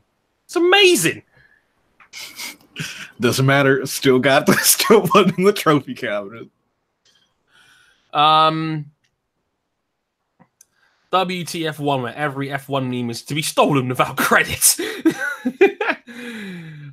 He just says, Dre, good to hear you're still the Tommaso Ciampa of F1 YouTube. I'm not that hot. Honestly, I've gotten soft in my old age. I'm a lot more careful when it comes to choosing my battles these days. Mostly. Sometimes I still get really pissed off at certain people, but like, I'm not making 20-minute video blogs anymore, putting the entire community on blast for acting like fucking simpletons. which, trust me, in the early 2010s, I did a lot. Hey, let's just say back in that time period, a lot of people were deceived by fake news. No. I was playing chess while they were all playing checkers. It's not my fault that people don't understand how business and advertising works.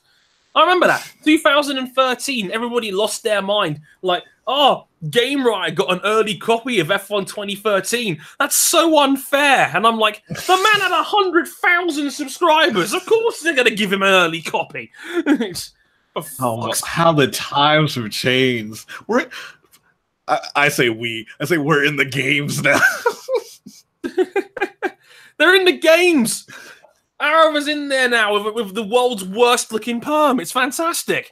It says, Dre State of the Community videos. Scenes. The people that knew. Those were good times. Those videos were iconic, says Len. I'm glad that I got to be a beacon for a lot of people in the community that didn't have the nuts to say what I would often say. And I took a lot of pride in that, so thanks. Is Mickey Motion still a thing? Please tell me he isn't. I don't know, actually. The dude who fell for fake news about himself. No, to be fair, I don't think I've mentioned this very often, but me and him did actually clear the air when we met in person at Eurogamer I think it was 2013. We met each other in person, and we shook hands, and we had a conversation about the past man to man, and we left it behind us. He's not a bad guy, Mickey. He just he believes his own shit a little bit too much. I think it's probably No. But you remember that old beef between Mickey Motions and Athlete VG from like a decade? Almost, it feels like. That was hilarious. That was so funny. Did I tell you how that started? You did, because I think you told me that Athlete basically made the whole thing up. Yeah, so basically, someone on his video were basically posted, this guy, Athlete VG, is stealing your idea for this video series. Do you remember the time Mickey Motions lost his mind at pole position, giving a bunch of FIFA YouTubers a go on an F1 race seat? No. But story is, you know who the person who posted that comment saying that, oh, this dude Athlete VG is stealing your video idea? It was Athlete VG.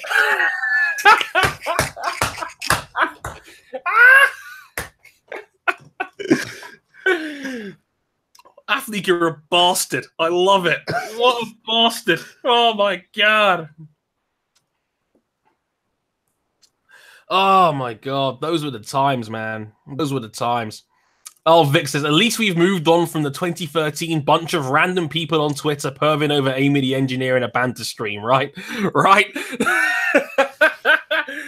Oh, I was in one of those. I remember I was in one of those banter streams, and I promptly left when they started perving on Amy and perving on Matt's sister, who I think was like 13 back then. I was like, this is just uncomfortable. Like, fuck, you guys are joking about like literally a 13-year-old girl. It's like some of you dudes are fucked up. Like, oh, I didn't go back there again because I just thought, oh, you know, banter just gives you the right to say whatever the fuck you please, and I just found it really uncomfortable that they were just talking about a 13-year-old girl like that. And Amy the engineer, who was like, you know, the one girl the community had back then. It's like typical F1 male-dominated space. Look, a woman. It's like they see a goddamn unicorn. Exactly. That's exactly what it was. I was like, oh my god, it's a girl, and she's cute and shit too, and she cosplays. Oh, fucking hell. We were so bad back then. We were so bad. Then again, we were all just kids. That was part of the problem, and I was always one of the older ones, so I just kind of saw the wheat from the chaff back then. Like Josh saying, Dre was before his time. I'm the modern day Renaissance man. Miles saying, game writers and F1 YouTuber, that's a throwback. Yeah, I remember that. He was decent, but the thing with him was that me and him fell out because he would always take the piss out of me for being a Vettel fan when he was a bandwagon Hamilton fan. Like, I remember this. Again, I've chatted with Scott before, face to face. He's a very nice bloke, but he made my life hell when I was as a YouTuber because he talked to me as if I thought I was a bandwagon Vettel fan, because I fucking hated that back in the early 2000s. I've been supporting him since 2008, but he didn't believe me. He was like, oh, you only started liking him because he started winning championships. And I'm like, fuck off, would you? And yeah, he was a mediocre F1 YouTuber until his GTA 5 videos blew up, and that's why he's now such a juggernaut on YouTube. And more power to him. He's always been a nice guy, Scott, to be fair. Oh no, Amy the engineer, I'm getting Vietnam flashbacks, says AJ. Athlete VG beef, says Bannister. Seb's 2018 chances were fake news. Shut up. Says if that athlete beef happened in 2018, they'd be having an MMA fight at Wembley, says AJ. It is the trend. It is the trend. Like, I can't deny it. Just get a couple of YouTubers on it. I will happily commentate this fight. I have limited MMA knowledge, but I will happily get on a microphone and pretend I know what I'm talking about here. Let's have a look here. Dre, can I just say your Grid Let's Play is still my only saved playlist on YouTube. I was 12 back then. Holy shit. Probably my greatest series. That's to be fair, I've always said that's the one series I'm most proud of. An LP I actually finished, taking out some of the drift events.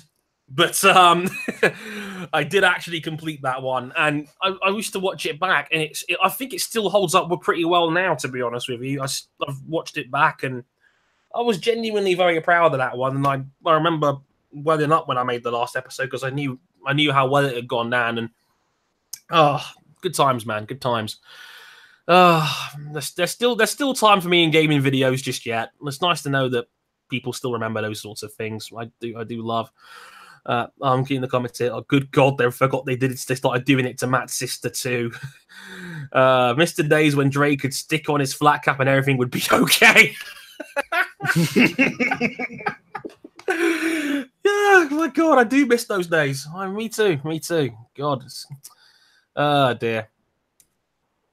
All power to KSI and Logan Paul, though. They're about to get minted. Oh, God, yeah, they're going to make a fucking shit ton of money. That's how I first saw Ray's video. Wow. Yeah, so people started watching me from the Grid days? Jeez. That was, what, 2013, I want to say that was? Give me a minute. Yeah. I'm looking for it on my TV now. Hang on. I'll tell you. For some reason, my old channel is still in my mentions somewhere. Playlists. Forza 6, F1 2015, F1 2014. The 10 episodes I did of Grid Auto Sport. Those are fun times. Around the corner. Throwbacks.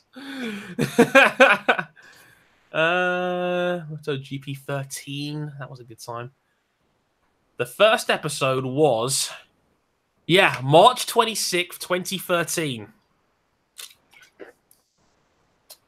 I did 37 episodes on it in the end. When was the last one? I'm going to find it now, I'll tell you. Episode 37, the final showdown. That was, February 12th, 2014. Back in the days when I had a power slide in Vettel as my intro. If you guys remember that intro when I had the power slide in Vettel, do you know who made that intro for me?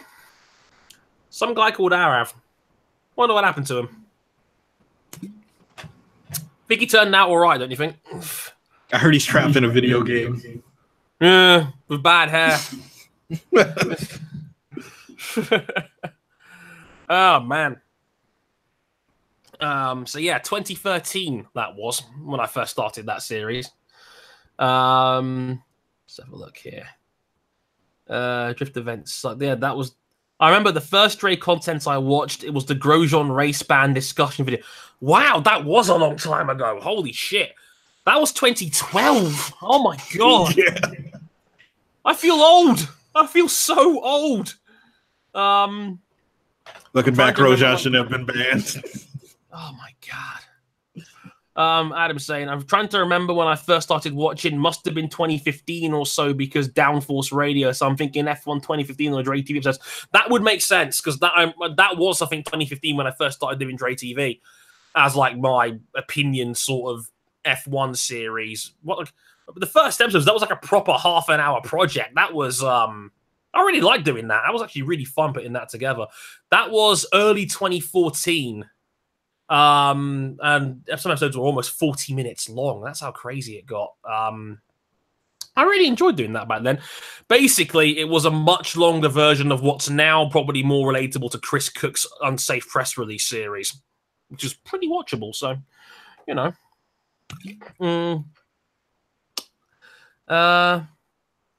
Oh, hey, Dre. Hey, Ryan. Andy Marver here. Nice to see you guys doing well. Hi, Andy. Andrew the Blade is here, everybody. Nice to see you, sir. How are you? I hope you're doing all right. Do you remember your racing review series beginning with Burnout 3, I think? Was that the Racing Game Chronicles series? I think it was. I don't think I did do Burnout 3, though, didn't I? I'm pretty sure I did. That was towards, I think, the end of my run with actually, no, it was the Racing Game Chronicles. There we go. I'm trying to find the playlist now. I've got my smart TV hired into my old channel. Need for Speed Shift 2, Hot Pursuit, Grid. Yeah, quite right. Burnout 3 was episode 4 of that. And that was November 2014. Good times. So you guys' memories are good. Like, I really like that. Yeah, about that Black and Mild saying, about that Discord. How do you get a 7? I know you're a $10 backer, Black and Mild. You know what? Give me a DM on Twitter. If you're not following me already, and because I've now got host privileges, I can actually send people invites now. So just shoot me a DM on Twitter and I'll hook you up. Let's have a look here. I'm still playing catch up here because you guys are messaging really quick. There's 25 of you in here. You guys are doing great. Same. Isn't that Grosjean video your most viewed? I believe it was. I think it had over 110,000 views. Do not ask me how that happened. It absolutely went viral, that shit. I can't remember how it happened, but it just did. Oh God, let me see if I can find it real quick. I'm on the web version of YouTube now. Harrison 101 Grosjean ban.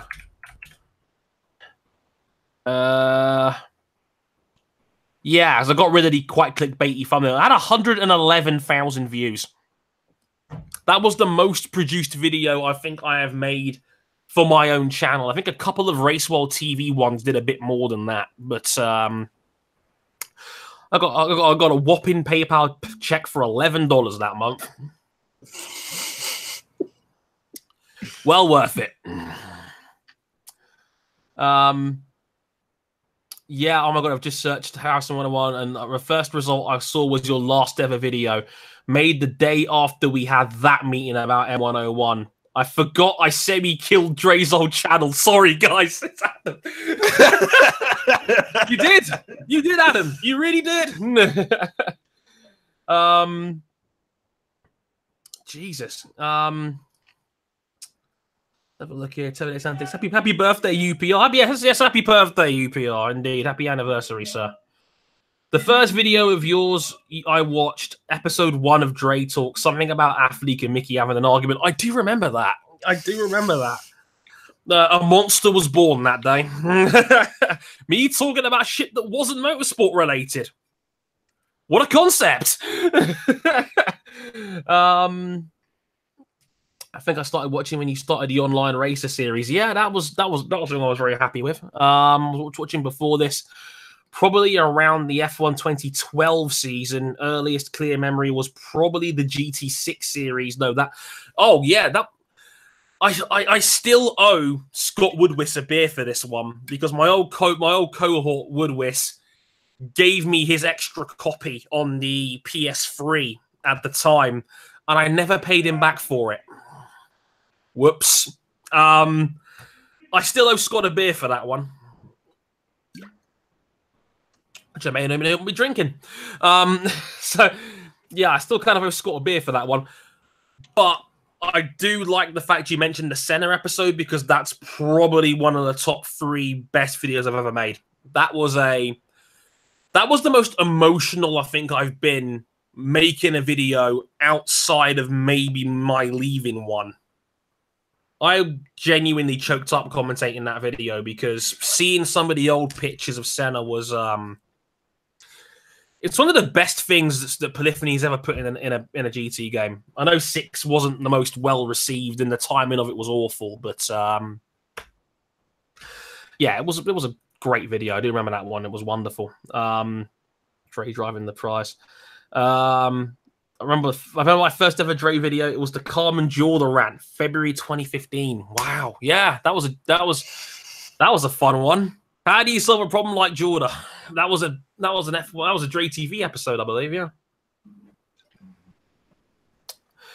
JYY's got the oldest memory. The very first series I did was F1 2011, and quite right, I drove for Force India in that series. That was the first one I ever did. Yeah, so Kelly said my first experience of me was top 5 F1 races in the 21st century from Race World TV. Wow, yes. Got people asking me about that one. Simply put, I wasn't getting paid enough to do them.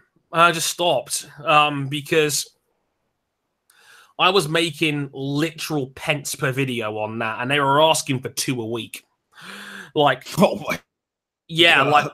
like one on a Tuesday and one on a Thursday. One had to be gaming related, one had to be Formula One related, because that's kind of the trend, or that was a trend back then. Everybody was so big on the top 10 lists because they always come up well in traffic searches. That's how Watch Mojo became so friggin' enormous on YouTube. They had top 10s and the ability to make 2 or 3 videos a day. So, you know, when you can do that, that's when they shot up in popularity.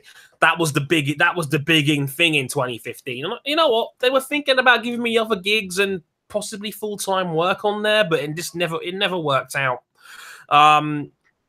Like I said, I did a video talking about the top 5 unbreakable records, including Schumacher's. I think that's got over 100,000 views now, and I got like a PayPal check for $11 for it. So there was no meat on the bone to do that. Really, it's. I didn't want to leave because I genuinely thought it was a big opportunity for me, but I was the only guy making content for him, and it just wasn't worth the time in the end. Like, it was just, oh my God, I've just seen it now. Like, some of them have got ridiculous view counts. Like, the top 5 unbreakable F1 records has 870,000 views. F1 controversies, 527,000. Top 5 F1 seasons, 150K. Top 5 drivers of all time, 221. Top 5 Cody's F1 games, 175. 5 ways to improve F1, 50,000. Like, even a bad one would get like 40,000 views. They were huge for view count. They clearly had their fingers on the right buttons in terms of getting the right audience, but it just was never worth it for me. Like, people weren't flocking over to my channel to subscribe after I did a video. It was just sort of just like his own little bubble that I didn't get paid enough for to make it work, really. So, you know. Oh God. So that's F1. That was Racewalk TV in a sense. I was saying the video on F1 on MotoGP 15 when he almost got arrested. Oh no, that was a bad one. Oh dear, mistaken identity. That was a bad day. Like, yeah, we're looking for a guy with a drawstring bag and a grey hoodie who may have been waving a knife around. And of course, I'm in a grey hoodie with a drawstring bag, and I was carrying a safety knife from my old job at a Masterland where I was opening boxes for 4 hours a shift. But they said he looked Eastern European and I was black. But of course, they still searched me. And I said straight away, listen, fellas, I've got a knife on me. It's a safety knife. You can call up my workplace if you want proof that I work there. And they just said straight, they put me in handcuffs. So when they searched my ID, and it was like, well, no, it's clearly not him. And they were like, okay, this is kind of, they literally said, okay, this is kind of embarrassing. We're really sorry. Like, let me get you out of these handcuffs. We're really sorry about that. Do you want to lift home? And I was like, oh, okay, well, yeah, it was like, I said to the officers on the van back, and I said, listen, like, it's all right. Don't worry. I got home all right. And I've got a hell of a story now. So it was all worth it in the end. That was gold. Saying it, I came here from Johnson, came in the reboot of M101, episode 25, The Reboot Awakens. Yes, sir. Johnson's first proper episode. Good times. Do we mention King's JB getting married versus a second championship burn on and around the corner? We'll always remember that, or have I taken it too far again? King, remind us of this. Oh, I don't remember. Well, it's like, did I say that? What? Either he gets married or he wins the second championship. Tell us more on that one, Andrew. I need a bit more clarity on that one. Jake Sanson. Yes, because I remember I did Race World after Jake did a couple of videos for him, talking about like his favorite racing movies and shit like that. I remember that. Jake old boy gets around a fair bit. Fun fact, when I was at Autosport this year, he actually wanted me to take Bike Live back on Downforce, which I thought was quite funny. Hey, we're getting it. He literally said we're getting a DAB slot soon. You want to bring Bike Live back? And I was like, I'll think about it. But yeah, I thought that was quite fun. Just searching your top 5 playlist is still the top result. Wow. It's nice to know that the legacy of me on Race World is still there. Like, I thought that was quite funny. I knew I was the best thing that channel never had. It's a fact. Like no one was putting the numbers I was putting in for him, but their loss. Has my best races in the 21st century changed? Oh, God, when did I make that video? God, 2015. Would there be anything that gets in that pile now? Maybe Baku from 2017 or Bahrain 2016. It's not a bad shout. That was a very good race. Trying to think. Don't think anything else would stand out enough for I would say, yeah, that's a surefire top 5 selection. But yeah. Andrew came in and clarified it was JB wouldn't propose to Jessica Shibata until he'd won a second championship. Oh, yeah. Awkward. King is a prophet.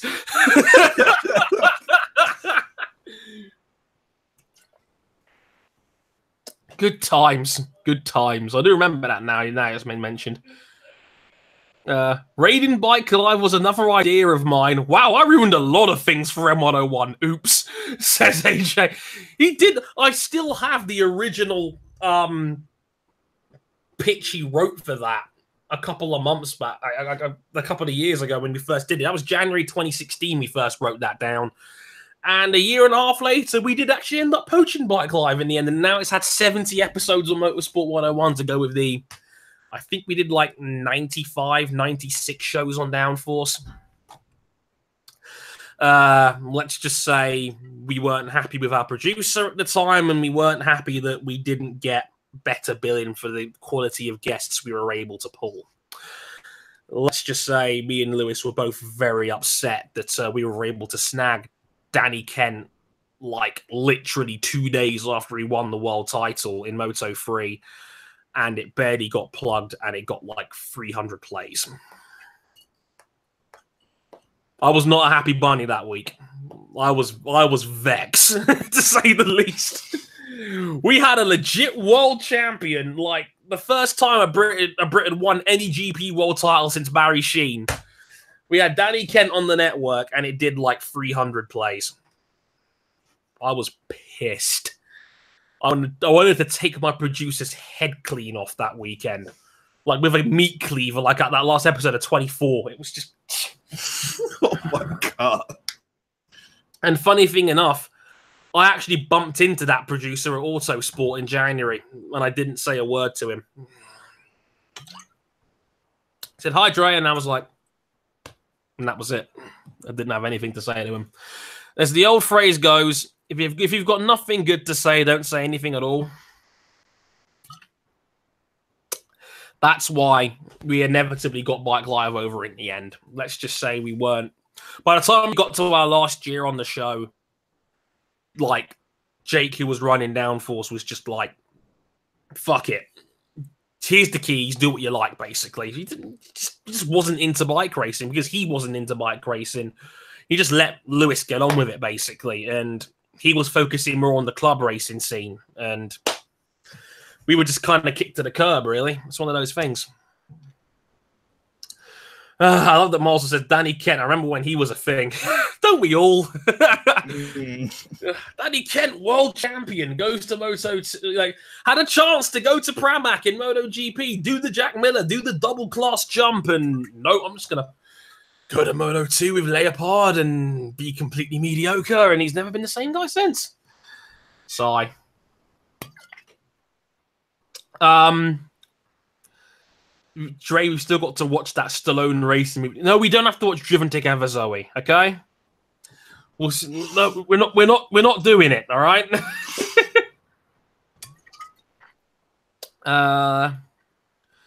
have a look here. MotoGP, Dutch GP 18 is the only race challenges. Australia 15 was my all-time list. Fair shout.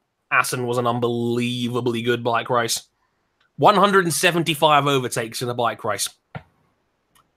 Leading pack of 8. Like Valentino Rossi rams a dude. They both survive. It's like you had arguably the top 7 bike riders on the planet, all within a second and a half of each other, fighting, and it's a ridiculous fucking race. One of the best ever, easily. Race of the century candidate for MotoGP. I listened to the repost of Nicky Hayden interview right after his passing and was so heartbreaking listening to that. Yeah, like I know Vic mentioned, such a shame you couldn't get the library from Downforce. That Nicky Hayden interview would have been so nice to listen back to. We do have the Nicky Hayden interview. It's actually, we did it for Bike Live. It was the week he passed away, and we didn't do a show. We just reposted that interview instead because we thought it wasn't the most fitting thing. It's funny you say that, Vic. We do have the library. Well, I don't have it. Lewis may have it. Hey, got that library ready for that episode 100 clip show. Just throwing it out there. We have it if necessary. We have all our old interviews. We have all the old Downforce shows we used to have. So, out of respect to our previous quote-unquote employers and producers who actually did produce the show, we've never reposted anything from it outside our own original work, like the Hayden interview, because that wasn't anything to do with our producer. We did that ourselves. Me and Lewis went out of our way to do that. I still remember the great story that we got Nicky Hayden. Like, Lewis has got Nicky Hayden's personal phone number, which I thought was crazy. And I still remember we called him up, but because we thought he was Eastern time when he lives in Texas, which is an hour further back, we called him up an hour early, and we actually rang him up at 6:30 in the morning. We felt so, we felt so guilty about that. But Nicky, being such a nice guy, he was like, "No, it's all right. Let's do it now. It's all good." And we got 20 minutes of Nicky Hayden, and like I would say this because I've never seen it. Go out of your way to find it on Bike Live. I think it's episode 19. I want to say. It's one of our best interviews. It's the highlight, I think, of my motorsport career, getting to interview Nicky Hayden like that. It was an honor. Everything you hear about him on TV, about being a really nice guy, is completely true. He's probably even nicer on the phone. We called him up an hour early, and he had no problem with it whatsoever. He was a brilliant ambassador for bike racing, a brilliant human being. He's one of those dudes. He's like Kane in the WWE. You never hear a bad word said about him ever as a locker room guy. He was just a class act, a great ambassador for bike racing, a completely lovely bloke. And I know it would have been his 37th birthday this week, and that still made me very sad, and I miss him very dearly. So if you haven't seen it, it is out there. Just throwing that out there. Yes, we did wake him up, Vic. We did wake him up. I'm not... No bones about it. We did. Just saying. But yeah, like Cam, and I know Cam, you've met him before. Like, seriously, I think you can back me up on this. He's an incredibly nice guy. Just loved bike racing, loved people, loved life. And that one hit me hard. That one. Like, probably harder than any big loss in motorsport that I've had since I started becoming a podcaster or a video maker in general. Jules Bianchi hurt, but I didn't have a big emotional attachment to Jules like a lot of people did. Nicky Hayden hit me hard because I grew up a Hayden fan, and that one was a blow. That one was a real blow. But he's a brilliant dude, and I miss him very much. I don't think bike racing in America will ever have an ambassador again quite like Nicky. Probably because the ballpark has changed for American bike racing and motorsport over there in general. I mean, they were very lucky to have Hayden and Ben Spies come through at similar times. Ben Spies, again, was a brilliant rider, world superbike champion in his own right. Just went to the wrong team at the wrong time. Yamaha was like in the middle of prime Jorge Lorenzo at that point. He didn't have a chance against a prime Lorenzo coming off one of the best MotoGP seasons ever. If you have never seen it, Google Jorge Lorenzo's 2010 season. I don't think he finished a single race lower than 4th. Still has the all-time points record. I think it's 383 points out of a possible 450. If Jonathan Ray had a MotoGP season, it would be something like Lorenzo's in 2010. It was kind of ridiculous. But yeah, right on, Nikki. Rest in power, my friend. Cam saying M101 may have another $10 backer before the day is out. Hey, there's a thought. Join us in the sin bin. Join us in the sin bin, formerly known as the M101 Discord server, where we're on there. And yeah, we shitpost about motorsport a lot. It's a fun time for everybody involved. But let's see what the most recent post is. Oh dear God! Yes, it's the butterfly meme of is this another interesting tactics? With Hamilton's face there instead. Oh dear. That's our boy James Galantis, great guy. He's a great $10 backup. Shout out to you guys. Let's have a look here. Yeah, you're quite right about Ben Smee. He's just got hurt too often as well, Vic. It's a shame. He was a very talented dude. Just wrong place at the wrong time, really. So, you know, AJ's saying, now my income is finally stabilizing. I might become a backer at last. I feel like I owe it to you guys. You don't owe us anything, AJ. Well, technically, if he wants in the Discord, he could just ask us for an invite. Like, if you want a Discord invite, Adam, just ask. Seriously. Like, all contributors automatically get in, quite frankly. So, please don't feel obligated to give us money. Like, fun fact, and, you know, I've not made it very well public, but Zoe's not going to be around very often anymore for what it's worth. And she still insisted on backing us at $5. And I knocked her back twice. I literally rejected it on Patreon 2 times over, and I said, Zoe, I'm not accepting this. And Zoe insisted that we did. So, like, I didn't want to do it, but it was like, she insisted. So, you know, it was, Adam, I'll send you a DM in a bit after we go off. And that, yeah, that's not a problem. So, you know. But you know, like, if you really, really like us and you like to back us financially, patreon.com/motorsport101. Please don't feel like you have to. We've been spoilt in recent months. I'm just throwing that out there. As I put in capital letters, my money, my choice. Fine. Oh dear. It says Cam says, I'm in the Broadbent Discord and nothing you post could top what goes down in here. Oh, I spent 24 hours in the Lando Norris Discord, and man, that's 24 hours I'm never getting back. Well, that was the day that, like, Matty G leaked it out, didn't he? And then people just started posting porn in there, didn't it? Yeah. It got X-rated real quick. Of course it did. We're motorsport fans. We basically have boners every 5 minutes as it is. Of course porn was going to end up in there.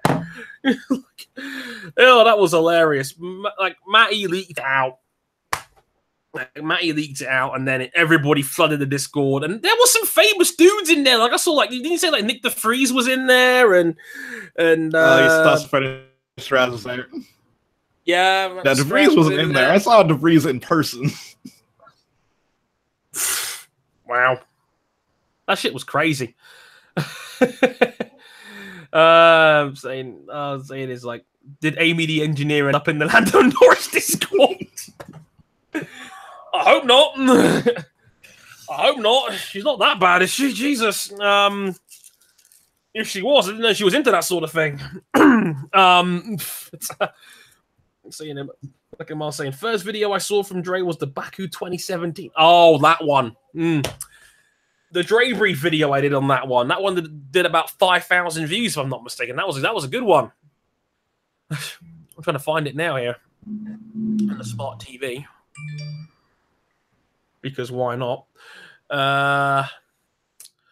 Also, I've had a couple people just while I'm here. I've had a couple of people asking me about this. Patreon now has got an option where they're saying they can charge any new backer up front when they become a backer. We're not doing that.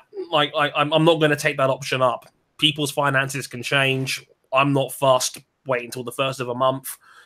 So I'm not going to take that option on. People that have asked me about it. I don't see the point. Like, I'm not that crazy. I'm not going to say, yeah, give me $10, $10 now. I'm not that sort of guy. So, not gonna kick your door and be like, where's the money? Where's my money, man? Where's my money? I'm not Stewie out of Family Guy. I'm not that sort of dude. So no. I do remember that. That video did 4,000 views on the Hamilton Vettel Baku clash, and I remember people like bloody Game Riot ended up commenting on that. I was like, shit, Scott still watches my videos. Damn. I was like, that was a surprise. Let's have a look here. I think Cameron Nass is in there. Jeff says, I think I found Dre from Race World TV, then stumbled across a Harrison 101 video talking about Schumacher, then found Motorsport 1 versus MSTF1's Twitter. Matt's Twitter. Wow. Damn. That our favorite Brazilian chum. He was quite a fan of us back in the day. Yeah, he's been on the show a couple of times as well. He beat me in that goddamn draft. I'm still mad about that. God damn you, Cook. Also, good news for fans of Chris Cook. I will be the next guest up on an Unsafe podcast release, so you can look forward to that shithousery. You've been warned. So after Danny Brennan, I think we're going to be lowering the tone somewhat by having me on there. I'm just throwing that out there. You've been warned in advance, okay? See, saying Kelly F1 support and understanding Zone 1. Yeah, quite right. Baku, good memories. Remember Singapore and Japan very well. They were great. Crying emojis. Do not remind me of Japan 2017, okay? That's when I knew the title had been blown up in smoke. I was not a happy bunny that weekend. I missed that period in 2016, says Adam, when Matt and Chris were both smashing the F1 race reviews. I dabbled in doing NASCAR with Classic Race Club. Andre did the MotoGP one. All good stuff. I still have the assets for the big Classic Race Club reboot I was going to do right before I put Team Bomber Sports on hiatus. Quite right. I did do that MotoGP one time, didn't I? That was a fun episode. That was actually quite fun to do. Like, I was putting it off and putting it off and putting it off. And then one weekend, I was like, fuck it, I'm doing this now. Like, I'm just going to do it and just put it out there. And I didn't like it at first. The first time I didn't like it, and then I took it down because I wasn't happy with it. And, like, about 6 months later, I brought it back because I actually thought, wait, this is actually pretty good. I thought it was pretty good. I was quite insecure about my quote-unquote comedic talent back then. I still kind of am now, to be honest with you. But, yeah, I took it down for a bit, put it back up, and now I'm quite happy with it. I wouldn't mind doing it again, but Dorna are even more pretentious with copyright than the FIA are. So, or FOM, I should say. But FOM, you can get away with it in some cases. Dorna, no chance. You're gonna have to find workarounds on that one, big workarounds to get away with it. And there is a few MotoGP races I'd love to do again. At one point, I remember a really big project I was planning was doing like a retrospective on the kick, which was Rossi and Marquez in Sepang 2015 and everything that had led up to that. I still might do that one day because I've still got like part of the script written on my computer somewhere. But it was going to be like Phillip Island, you know, the accusations that Rossi had made saying that Marquez slowed the field down on purpose, and that's kind of what led to the first part. People forget that bit. Like, it wasn't just the kick in Sepang. It was the preview edition to that was Phillip Island because Rossi accused Marquez of deliberately slowing the field down. And Marquez was like, well, yeah, I kind of did because my front tire overheated. He didn't try and deny it. He admitted, yeah, I slowed down. I didn't push as hard in that race because my front tire was overheating and I didn't want to lose the front and crash. So he slowed down in the middle period of the race. It was more of a four-way fight between him, Andrea Iannone, who had headbutted a seagull earlier in that race, Valentino, and who was the other one? Jorge Lorenzo. And Marquez won that race with the last lap of the gods, winning that race on the last lap when he was a second off the lead. It was voted the MotoGP race of the 21st century so far. So much so, MotoGP put the whole race on YouTube for free for an entire year, which is incredibly generous of the normally very stingy. Very stingy. So, yeah, Dre, you know, anything you post on YouTube is available for free use as long as it's used in a YouTube video. You know, I never knew that. So the thoughts never crossed my mind, King. Yeah, you just need to credit the original person who posted it. Fair enough. Just a thought. But yeah, like I said, there was a massive preview going into Sepang that week. And I distinctively remember the Thursday press conference before Sepang. Rossi had come along to the press conference with a stack of papers to hand to the press saying, here's Marquez's lap times from Phillip Island. He was deliberately slowing us down. How dare he? And Marquez was like, I admitted it. What do you want me to do? And they got into quite a heated fight in the first few laps of Sepang. Like normally in a MotoGP race, you get the big aggressive block passes at the end of the race. But these two were beating the shit out of each other right from the off. It was very aggressive. I remember at one point Rossi's holding his hands up behind his back saying, what are you doing, Mark? And Mark just didn't give a shit. He was just doing this like he always does. And then, of course, the kick happens and all the drama that led after it. Valentino Rossi starting Valencia from the back. Accusations that Marquez had rigged it for Lorenzo and, you know, Spanish biased. Even some of the more hardcore Rossi fans saying that, you know, Lorenzo and Marquez are gay for each other, which was just awful because using homosexuality as an insult was a fucking terrible thing to do in 2018. And the amount of hype that was towards that Valencia finale, I remember, was off the charts. I've never seen MotoGP talked about so much in mainstream media in general. People like Jason Plato and other keen F1 dudes and sports guys all had their own 2 cents as to whether it was a kick or not. And yeah, I remember that finale. People like Mark Webber was there for the last race. Martin Brundle was down there. John McGuinness, the Isle of Man TT legend. Mark Cavendish was down there. It was a proper, it felt like a proper, football match, like World Cup final level of MotoGP hype. And of course, we all know how that season ended. It was, one day, I will do that video. One day. I really should get around to finishing that script. Let's put it that way. Like, it's there. It's half of it's done. It's just I never got around to finishing it. Because I remember that whole thing like it was yesterday.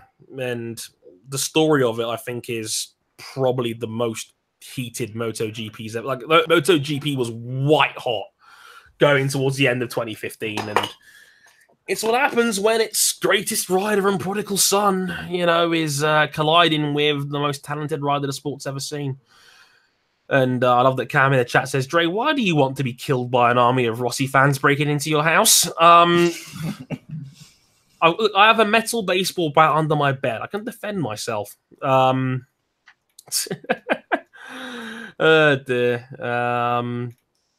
AJ saying, oh my God, the first draft. I love doing that show so much. All I remember is I was third pick and you and King somehow missed Hamilton. Yeah, because I had the first pick in the Champions round and I picked Sebastian Vettel. King had the French theme, so he picked Simon Pagenaud, who had just won the last year's IndyCar title.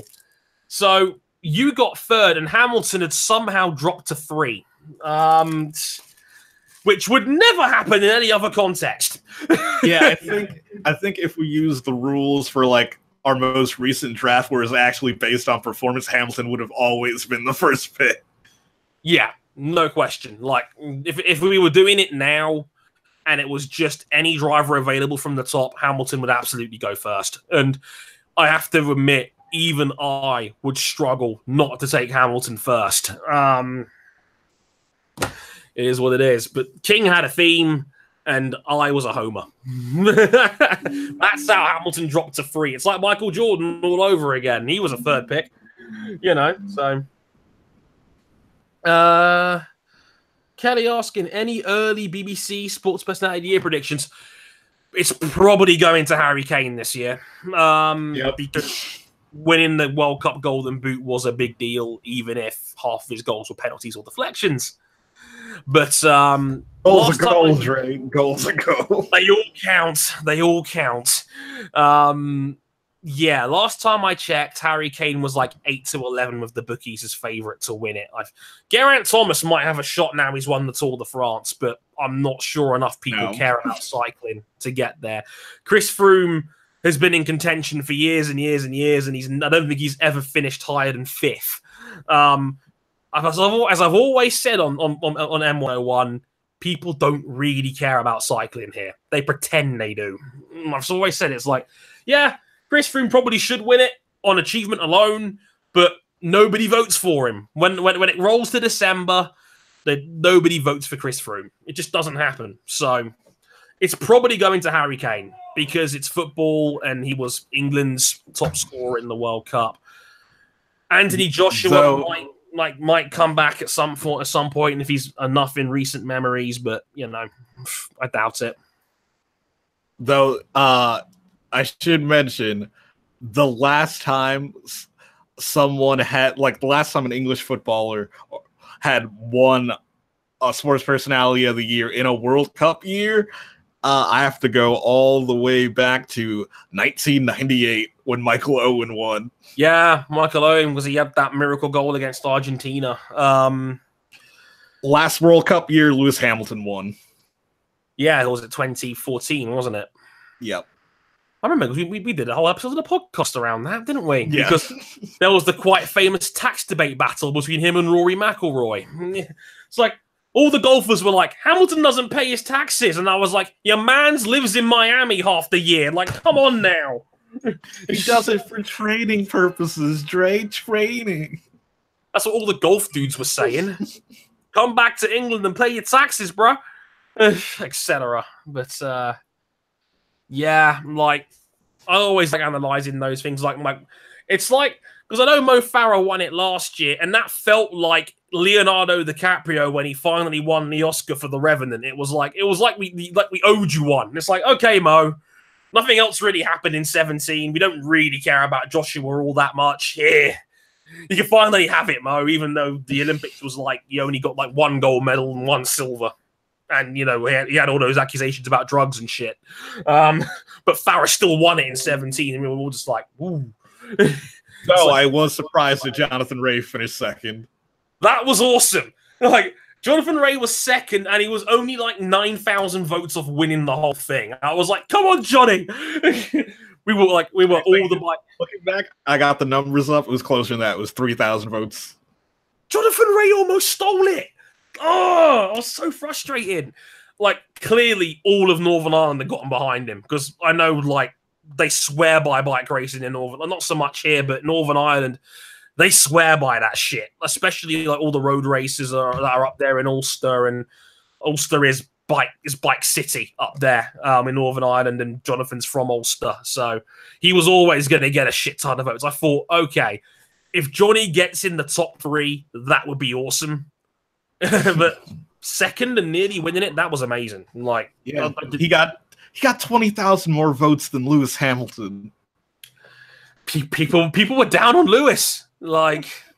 People were down on Lewis that year. I don't know why. Maybe it was the whole tax evasion shit. I don't know. Like I think that was like confirmation bias for all the guys who didn't like Lewis. It's like, oh, he doesn't pay his taxes. Well, he's at it now. Like Lewis drifted out to like 8-1 after the tax scandal broke, and he never recovered from there.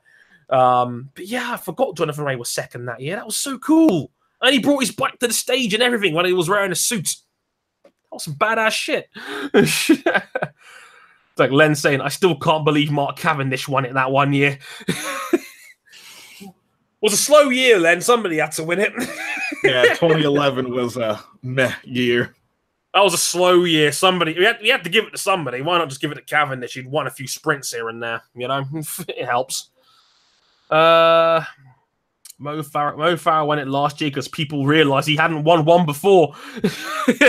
Yeah, I told you. It was the DiCaprio bias. It was the we kind of owe you one award. Here you go. It's a bit like when Ryan Giggs won it. I think it was 2013 Ryan Giggs won one of them, and it felt like it was just like Giggs had not done anything special that year. It was just, in fact, I think that was right after the super injunction about him came out. But it was like, yeah, we kind of owe Ryan Giggs one. Here you go. There is a bit of a loyalty award when it comes to sports personality of the year sometimes. It's kind of weird. I'm just going to put up the list of winners again one more time.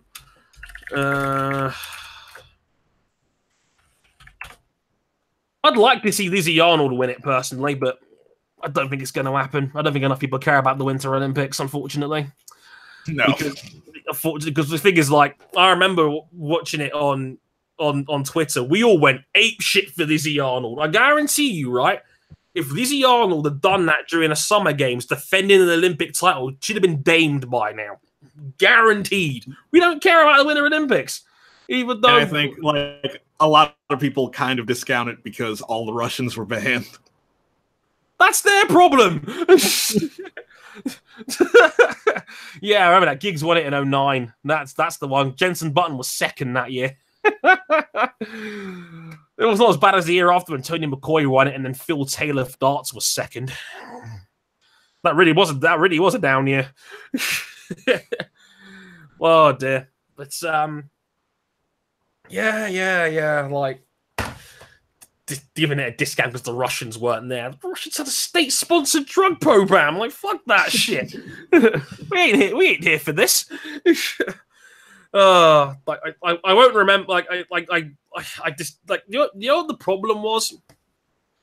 Like watching that Olympics, it just became the Elise Christie show on the BBC, and it was just so fucking infuriating watching it. It's like, because for those guys that don't know, going into it, like Elise Christie was the reigning world short track champ, and she was favorite to get like 3 golds, and we were all thinking like, okay, gold, like we could actually win some golds here, people. Like we could get like more than one. Like if Elise just can bring back one, we're golden. And she fucking botched all 3 of them. Like taken out in one, was injured in another one, finished 4th in the other one, and got disqualified. And we were all of a sudden we were all short track experts, which I thought was great. And like they were replaying a broken down interview on the BBC about 15 times after the first race, which she injured herself. It was so bad. We were getting behind a goddamn boyfriend from another country. It was that bad. It's like, oh, look, it's Elise's boyfriend. Let's cheer him on. Oh, my God. It was bad. It was so bad. That was like BBC confirmation bias at its absolute worst. Like, oof. I know, like, here in the U.S., it was seen... Going into the games, it was seen as like, this is going to be an open goal, guys. Open goal. And we had our like worst Winter Olympics in recent memory. I remember the Americans got pasted, and then, but at least you had the hockey, right? Whoops. Hey, to be fair, King, you were one half of that ridiculously great women's hockey final. Yeah. It was fun. In the chat, at least the worst luck in sport, Christie. It was bad. It was so bad. Dear. He won't win, but Carl Lemon will be on the short list. Yeah. Maybe. Lemmon's had a good year, tennis-wise. Why not? At least had more bad luck than Bottas does. I'm not sure about that one, Kelly, personally. British TV turning us against the British prospect. That's never happened in F1, has it? Remembers cheering for Rosberg in 2016 when we all hated Sky F1. Yeah, that was me. Yeah, Team Rosberg, let's go. We were all here for this. Yeah. We were like, come on, Nico. And turned out all right in the end. So, Kings, what's up with your man's not being the number 2 driver? I don't know, man. Though I don't know if it was completely original, but that post, that Top Gun Bottas meme post, the WTF one posted, ignoring the caption, that by itself was a good meme. That was a good meme. Wonder if it was actually theirs. Yeah, which is not a good look when everything that they post you have to question, was it actually theirs? Did someone else come up with this first? Bottas is a Mercedes victim, says Marcus. Yeah, you're probably right. Bottas really is this generation's Barrichello. Don't give our man Pat any ideas in our Discord, because my God, he destroyed Chris Cook. Because Cook is the biggest Bottas fan I know, right? I distinctively remember, I think it was after France where Vettel came back to like finish in 5th, and I think Bottas was like 7th or something. And I distinctively remember like Cook going apeshit on Vettel being voted driver of the day. And I remember Pat, who butted heads with him on Twitter afterwards, said, "Oh, hi, Rubens," and posted a picture of Bottas and Hamilton after the Baku retirement. And I'm like, oh, no. No, was it? Oh, my God. And the whole thank you, Rubens. That was cold. That was so cold. I know I'm bad, right? But I'm not as bad as that. Oh, my God. Thank you, Rubens. That was cold-blooded. Oh, my God. I was like, no, Pat, don't do that to him. Oh, that was a bad one. That was a bad one. Sai Rugara, top 10 F1 drivers ever. Whew, that old chestnut. One of our earliest podcast episodes was us doing our top 10 lists. That was end of 2014. That was. I don't think I need to pull it something up because someone did basically an all-time points table. So basically, if you're a world champion that year, you get 25 points, and second place, it's basically a point table season by season. Right. I was surprised by some of the modern drivers who are high up on the table because they just have a ton of seconds and thirds. Fernando, probably one of them. Mark Webber. Rubens, of course. Yeah. I'm guessing Webber's probably up there because he had a couple of seconds and thirds because of his Red Bull time. Fernando's, I think, famously a 3-time runner-up. Vettel was a runner-up in 2009 as well. Short list. I don't think my top 3's changed. I still would probably go Fangio, Schumacher, Prost. Do I dare put Seb or Lewis above Ayrton Senna? I think you kind of have to put Lewis in the 4 spot now because his numbers are just so completely outrageous, especially if he wins title number 5 this year. Like, good God. I couldn't find the table I was talking about, but I found another one which has the all-time points per race total if every single race was run with the current points formula. Hi, Michael. I'm gonna post it. Oh no. I'm posting Discord. Sure. Oh God. Open original. It's a bit small. Oh yeah, Fangio. Nice. Points per race, 16.8. Hamilton second. Oh God. Ascari. Wow, that makes sense. Vettel fifth. Nino Farina. Schumacher's down in sixth place. Adam Prost, Ayrton Senna, Jim Clark, Jackie Stewart rounds off the top 10. Damon Hill. To be fair, Damon wasn't around for very long, so that kind of makes sense. Yeah. And we all know Damon was robbed of at least one world title. Jesus. Yeah, where like under the current point system, he would have won that world title in '94. Bastards. Oh dear. Wolfgang von Trips, your man's king. Jody Scheckter, Reutemann, Valtteri Bottas is up there. Jeez. That's an interesting list. I'll give it a proper look a bit later. Also, yeah, Verstappen's already really high up the list. I saw that. I was like, what the fuck is Max doing up there? But you know, when you're in a good car from pretty early days in your career, you're gonna have an inflated count on that list for sure. I probably would say, yeah, Fangio, Schumacher, Prost, Hamilton, and he'll probably go third if he wins title number 5. Vettel 5, Senna 6. Then it gets interesting. There's about 5 or 6 names you could put for maybe 4 spots. Who did I have previously that high up? I think I had Lauda at 5, previously speaking, beforehand. Like, Hamilton wasn't in our top 10 back in 2014. He was just outside. Now he's definitely in there. Yeah. How times change. What a difference 3 years makes. But God, like, you probably there's cases you could make for Niki Lauda, Jack Brabham, Jackie Stewart, maybe even Fernando Alonso if you're that way inclined. I didn't have Alonso just made it in my 10 spot last time. He probably wouldn't. He'd probably be pushed out now by Hamilton.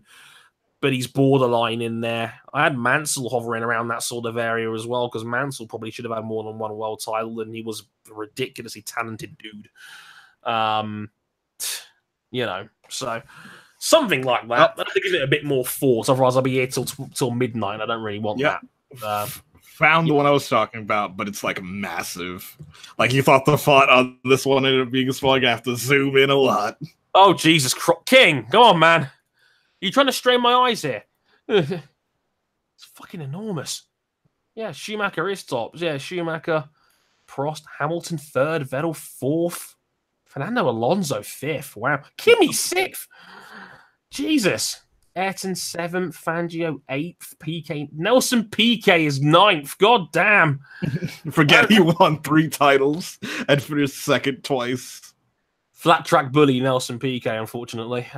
Jackie 10th, Niki Lauda, Graham Hill, that's a nice spot. Rubens 13th, I love it. Mika 14th, DC 15th, Sterling Moss. Gerhard Berger was quite underrated, actually. Yeah, Jack Brabham 18th. Jim Clark barely ahead of Jenson Button. God damn, Jim Clark died. Yeah, that's what happens. Yeah, that's what happens when you have a short career. Yeah. Nico Rosberg barely in the top 25. All those years in a crappy Williams did that to him. Poor fella. But yeah, him in a Williams for a year for a year or two. Peg him back a bit. Is that true? King was so damn French that day talking about the draft. Yeah, no question. Yeah, I think I had Lauda and Clark at 5. That seems about right from what I remember. This. Thanks for reminding me. Yeah, as mentioned, Graham Hill just inside the top 20 there. Your retro boy. Yeah, Graham Hill was great. Doesn't get talked about. I said on the podcast before, it was probably the most underrated F1 driver of all time. People do not talk about Graham Hill, but Graham Hill was a beast. It doesn't get mentioned enough, quite frankly. That's where I look at it anyway. But yeah, guys, we'll give it another 15 minutes. We'll run till 11 o'clock. We still have 22 of you guys in here, and it's almost 11 p.m. British time. That's fucking crazy. So yeah, 15 more minutes. If you guys got any more questions and shit you want to talk about, let me know. That's a fun one. Andrew saying, how about taking 2 from each decade to give 14, then drop 4? Now that could be interesting. Like, I would say there would be like maybe like 1 or 2 issues. Because like a lot of drivers cross decades. And they did. Like Jack Brabham won races in 3 different decades. Like and Ayrton Senna only won 1 championship in the 1980s. Yeah, and if you're putting him in the 90s, then it's a bit congested in that spot. You'd be putting him up against Mansell, against Prost, against Damon Hill, early Schumacher, Mika Hakkinen, who won his 2 titles in the late 90s. Does he make it out of that group? I'm not sure. Like, that's the problem with it. Like, a lot of guys, as you say, they crossed over. Like, again, Prost was another, like, mid to late 80s, but also early 90s dude. Same with Mansell to a degree as well. Brabham, like I said, he won GPs in 3 different decades. Yeah. Lauda won world titles in 2 different decades. You know, it's like, do you have Lewis Hamilton from the 2000s? Again, if you're going to the 2000s, he doesn't make it in my opinion, because Schumacher was so dominant. You'd probably go Schumacher and probably Fernando Alonso, maybe Kimi Raikkonen, something like that. If you do the 2010s, it's easy to pick who it's going to be. It's going to be Vettel, and the only decade you could say it's a no-brainer. Yeah, like Vettel and Hamilton in the 10s, no question. 2000s, it's murky. Schumacher's a definite pick, but like the second guy is like second guy, you can go Nando, you can go Raikkonen. Whereas Raikkonen probably should have had more than 1 world title. He's one of the what if sorts of dudes. Hell, Felipe Massa wouldn't be that far out of the running for the 2000s. Jesus, Massa won 11 Grand Prix, like, and probably should have had the 08 title. Like, jeez. So it's crazy. I'd probably pick Fernando though.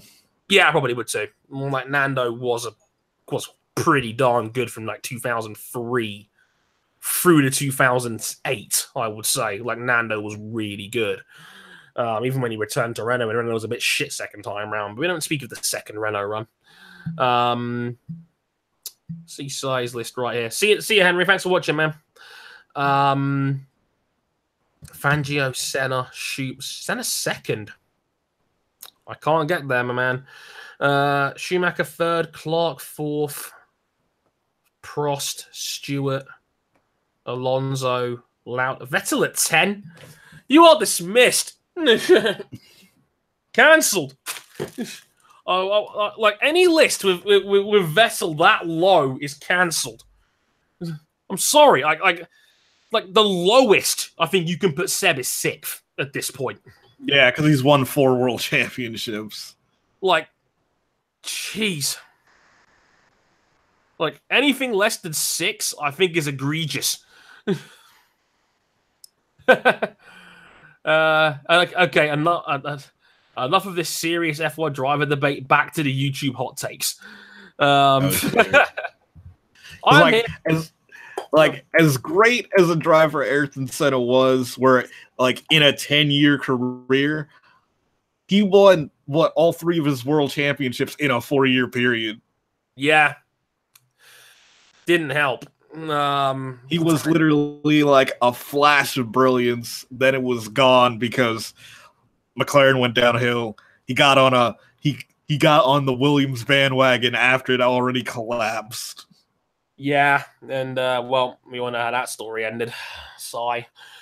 But yeah, like, you probably would go Senna for 80s over 90s, but again, it's awfully congested in there, given that, again, Nelson Piquet won 3 world titles in the 80s, so you kind of have to pick Nelson Piquet. So it's, you know, it's tricky. Saying, Marcus saying, who else used to dislike Vettel when he dominated, but now likes him because he's stopping Hamilton from dominating? Lol. Trust me, the amount of people that have told me that on some variety of forum, question asking site, or whatever, at least a dozen times. It's like, oh, I've realized Vettel's all right, man. And I was like, he's been the same guy for years. He didn't suddenly dramatically change personality. Like, he's always been the same dude. I made that video about it at one time in a Dre TV episode, talking about how I put a bunch of his funnier moments from his Red Bull days in there as well. Some of it was kind of creepy, but still, some of his funnier stuff. To make the point, he'd been doing this for Red Bull too. So, what changed? Oh, wait, he stopped winning, which is probably the reason why, you know, people need to stop being so fickle about disliking a guy because he happens to win a lot. I don't think it's a valid reason to dislike a guy. Yeah, it's literally, it happened to Vettel and it's happening to Hamilton right now. Yeah, happened to Schumacher in the early 2000s too. AJ asks, both of you guys, which era would you have loved to have been alive to watch, and who would have been your favorite driver in that time? Ooh, probably the 80s. Yeah, probably the 80s, because I would say an earlier period, but that's only if I would be able to physically go to all the races. Like in a realistic standpoint, you'd probably pick the 80s because you could still watch every race on TV. Jeez. Hey, just got the email. New $10 Patreon backer, Cam Buckley. Hey! Nice one, Cam. You're the man. Thank you very much indeed. I will hook you up with a Discord invite as soon as we go off the air. Cheers, my friend. Much appreciated. Yeah, man. Jeez. I probably would have got 80s and I probably would have said Nigel Mansell. I've always been a fan of Nigel. Very likable guy. Fantastic facial hair. And a fantastic driver. It's amazing that he's the one British guy besides Graham where I don't think he gets enough credit because of Prost and Senna and, you know, their rivalry / dominance of the late 80s, late 80s, early 90s. But people forget. Yeah, because him and PK being the older two in that gang of four. Yeah, and let's not forget, Nigel Mansell won 31 Grand Prix. And that was in the 90s. He was third on the wins list for a long time. Mansell was a monster. He was so good. And yeah, it was just, unfortunately, I think we as F1 fans emotionally cared about Senna a lot more. And because of that, we cared a lot about Alan Prost as well, because Prost was the foil to Senna on the other side of the coin. And yeah, you know, but I probably would have gone 80s because I watched the early 2000s and they're not the fun and joyride people like to make out that they were. The cars were fast as hell and, you know, they were very pretty. They're very pretty to look at, but there was quite a many boring race in the early 2000s too, you know, so read into that what you will. Saying here, very good point there, King. Let's make the assumption that you can follow all the races in your chosen era. That's a good point. Fun fact, my mum previously worked at Brands Hatch Thistle Hotel, got to meet loads of F1 drivers in the 80s and 90s. She said Mansell was one of the nicest guys of them all. He's always been a nice guy, Nigel, from what I've seen. He's a bit funny when it comes to how obvious some of his tweets are when a race is going on. Bless his heart. But then I realize he's also like a 62-year-old man at this point, so it's kind of understandable. But he doesn't look a day over 50 still. He's in very good shape, Nigel. He doesn't age, that man. Like he's kicking Father Time's ass. I'm like, holy shit. He was one of the guys I remember he came back on Top Gear just to plug the Masters series, and he looks he shaved the stash off, but he looked like he was like 40 again. Like Mansell's insane for that. Even in the Masters series, he was by far the best driver in the series. I remember that he crushed everybody. Mansell was so good because he was still really fit as well. Because he never stopped playing golf or anything like that, so he was still physically pretty fit too. Yeah, Andrew's saying that for pure speed, I'd say Kimi is top 10, especially 02 to 09 Kimi. Yeah, like I said it on Curious Cat earlier on, like early to mid 2000s, Raikkonen was like, sometimes Raikkonen was outrageously fast. like for sheer pure pace, Raikkonen had some insane races. Like I remember 2005 in Spain where he just pulls out like a 20-second lead by the first round of stops. Like, when he was on it, he was virtually unstoppable. Raikkonen is a very curious case of what might have been. I think he was probably the biggest victim of the dominance of Schumacher and then the rise of Alonso. Raikkonen was just somewhere in the middle of that. And then you're glad he got his in 07, but yeah, was never quite the same dude after that one, unfortunately. We saw flashes of it in 2012 and 13 when he came back, and you know, Kimi was kind of robbed in 05, to be fair, because that McLaren was not reliable at all. I remember he was really bad in 02 as well, another year where Ferrari completely curb stomped everybody. Remember that season, King? Where Michael Schumacher was on the podium for every single round and only had 2 third places. Yeah, it made 05 look like a nightmare. Like, he was on the podium for the entire season, then he only had 2 third places. That wasn't a season, it was a reign of terror. Jesus Christ. Let's see. Adam's saying to change the tack a little bit. Favorite game of past generations and games coming out soon that you're excited for? Well, obviously F1 2018. I can't like the trailer for that was fucking fantastic. I gave a tip of the hat to Christina on Twitter for saying it was one of the best trailers for an F1 game I've ever seen, and I got lots of kiss emojis for it, which I was very grateful for. Trey, she's a lesbian. Shut up. I'm very fortunate to know quite a few guys from Cody's, and they genuinely they were really excited for how that trailer went down, and it deserved to. It was a fantastic trailer. It was really, really good. So I can't lie, I'm hyped for that. And as I didn't mention it when King was here, but yeah, I'm definitely going to get a second copy so I can give one away on the podcast. So look forward to that late August. Well, that'll be our first major giveaway, but look forward to that one later in the month. But I'm also really excited for Grip when that comes out. In the announcement trailer for that came out today, actually, November 9th, I believe it's coming out now. On PS4, Xbox One, and Nintendo Switch. It's been on PC for quite some time in early access and whatnot, but the console version is coming out in November. And as a guy that stands for Roll Cage, when that was around on the PS1 in the late 90s, I put about 300 hours into Roll Cage Stage 2 on the PS1. It's one of my favorite games of all time. So to have Cage Element make that, some of their team includes original developers from the first Roll Cage in the 1990s. That's really cool, and I'm really looking forward to that as well. Nothing else really springs to mind from the AAA guys this year, to be honest with you. King, you got anything you're really excited for?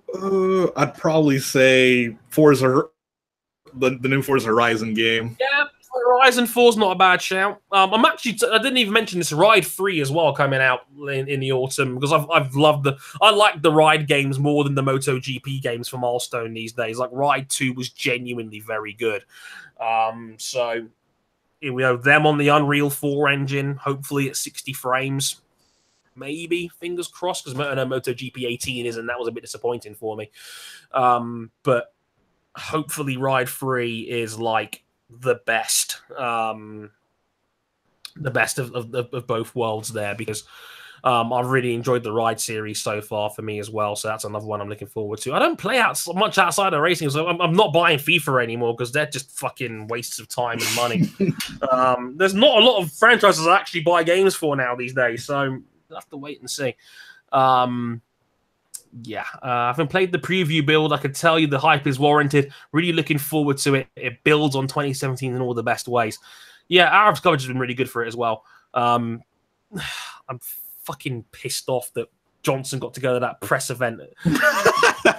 Mad jealous. I was like, you fucking bastard. I was, he does esports writing and a bit of games writing on the side now. So, Johnson, you fuck.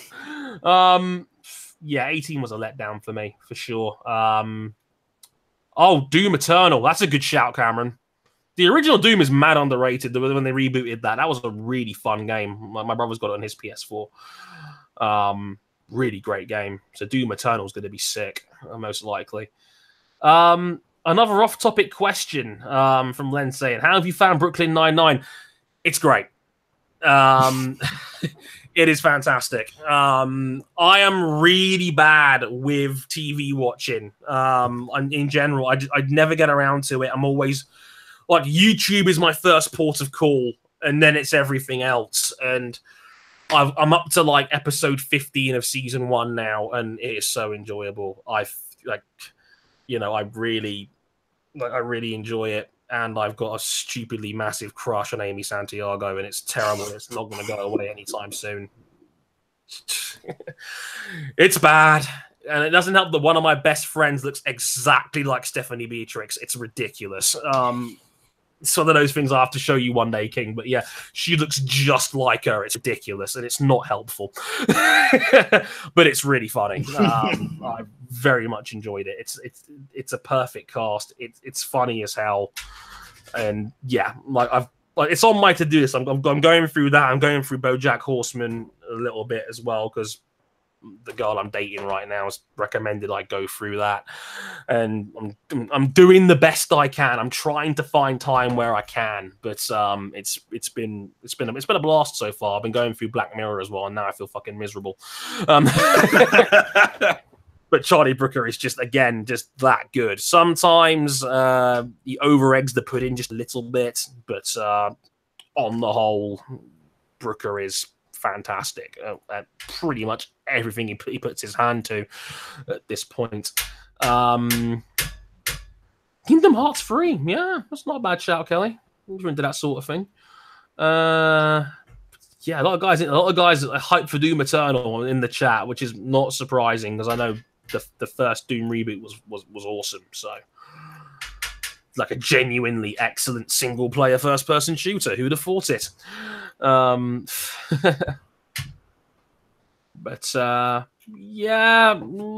we'll give it another 15 minutes. You guys are still around, and I don't mind sticking around a bit longer.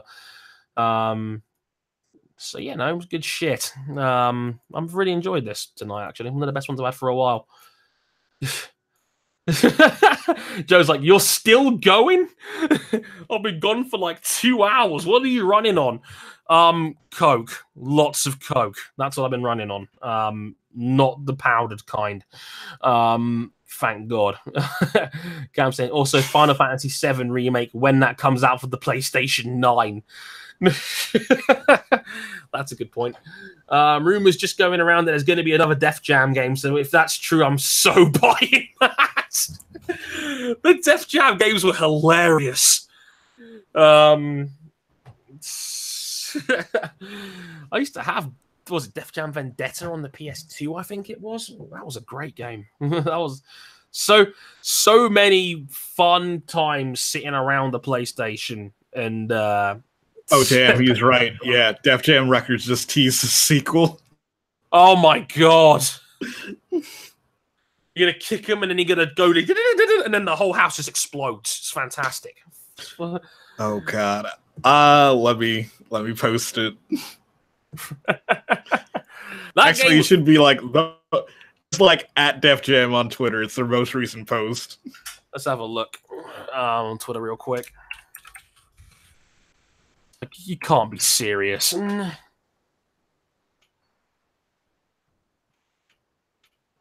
Oh my god! Really? Oh my god, that's crazy. That would be hilarious. Oh, those games were funny as hell. Oh, jeez. It was Fentiman's Curiosity Cola, Vic, for those asking. Ask Cook to let you know about that one. That's where I got it from. AJ saying, Fire Pro Wrestling World, 90s graphics, and New Japan license will kick the snot out of 2K19, and I'm all over it. Fair shout. For Fire Pro games have always been great. Also, AJ says, sorry, I'll try and sneak an M101 press invite for you next time. I need to talk to Chrissy more often.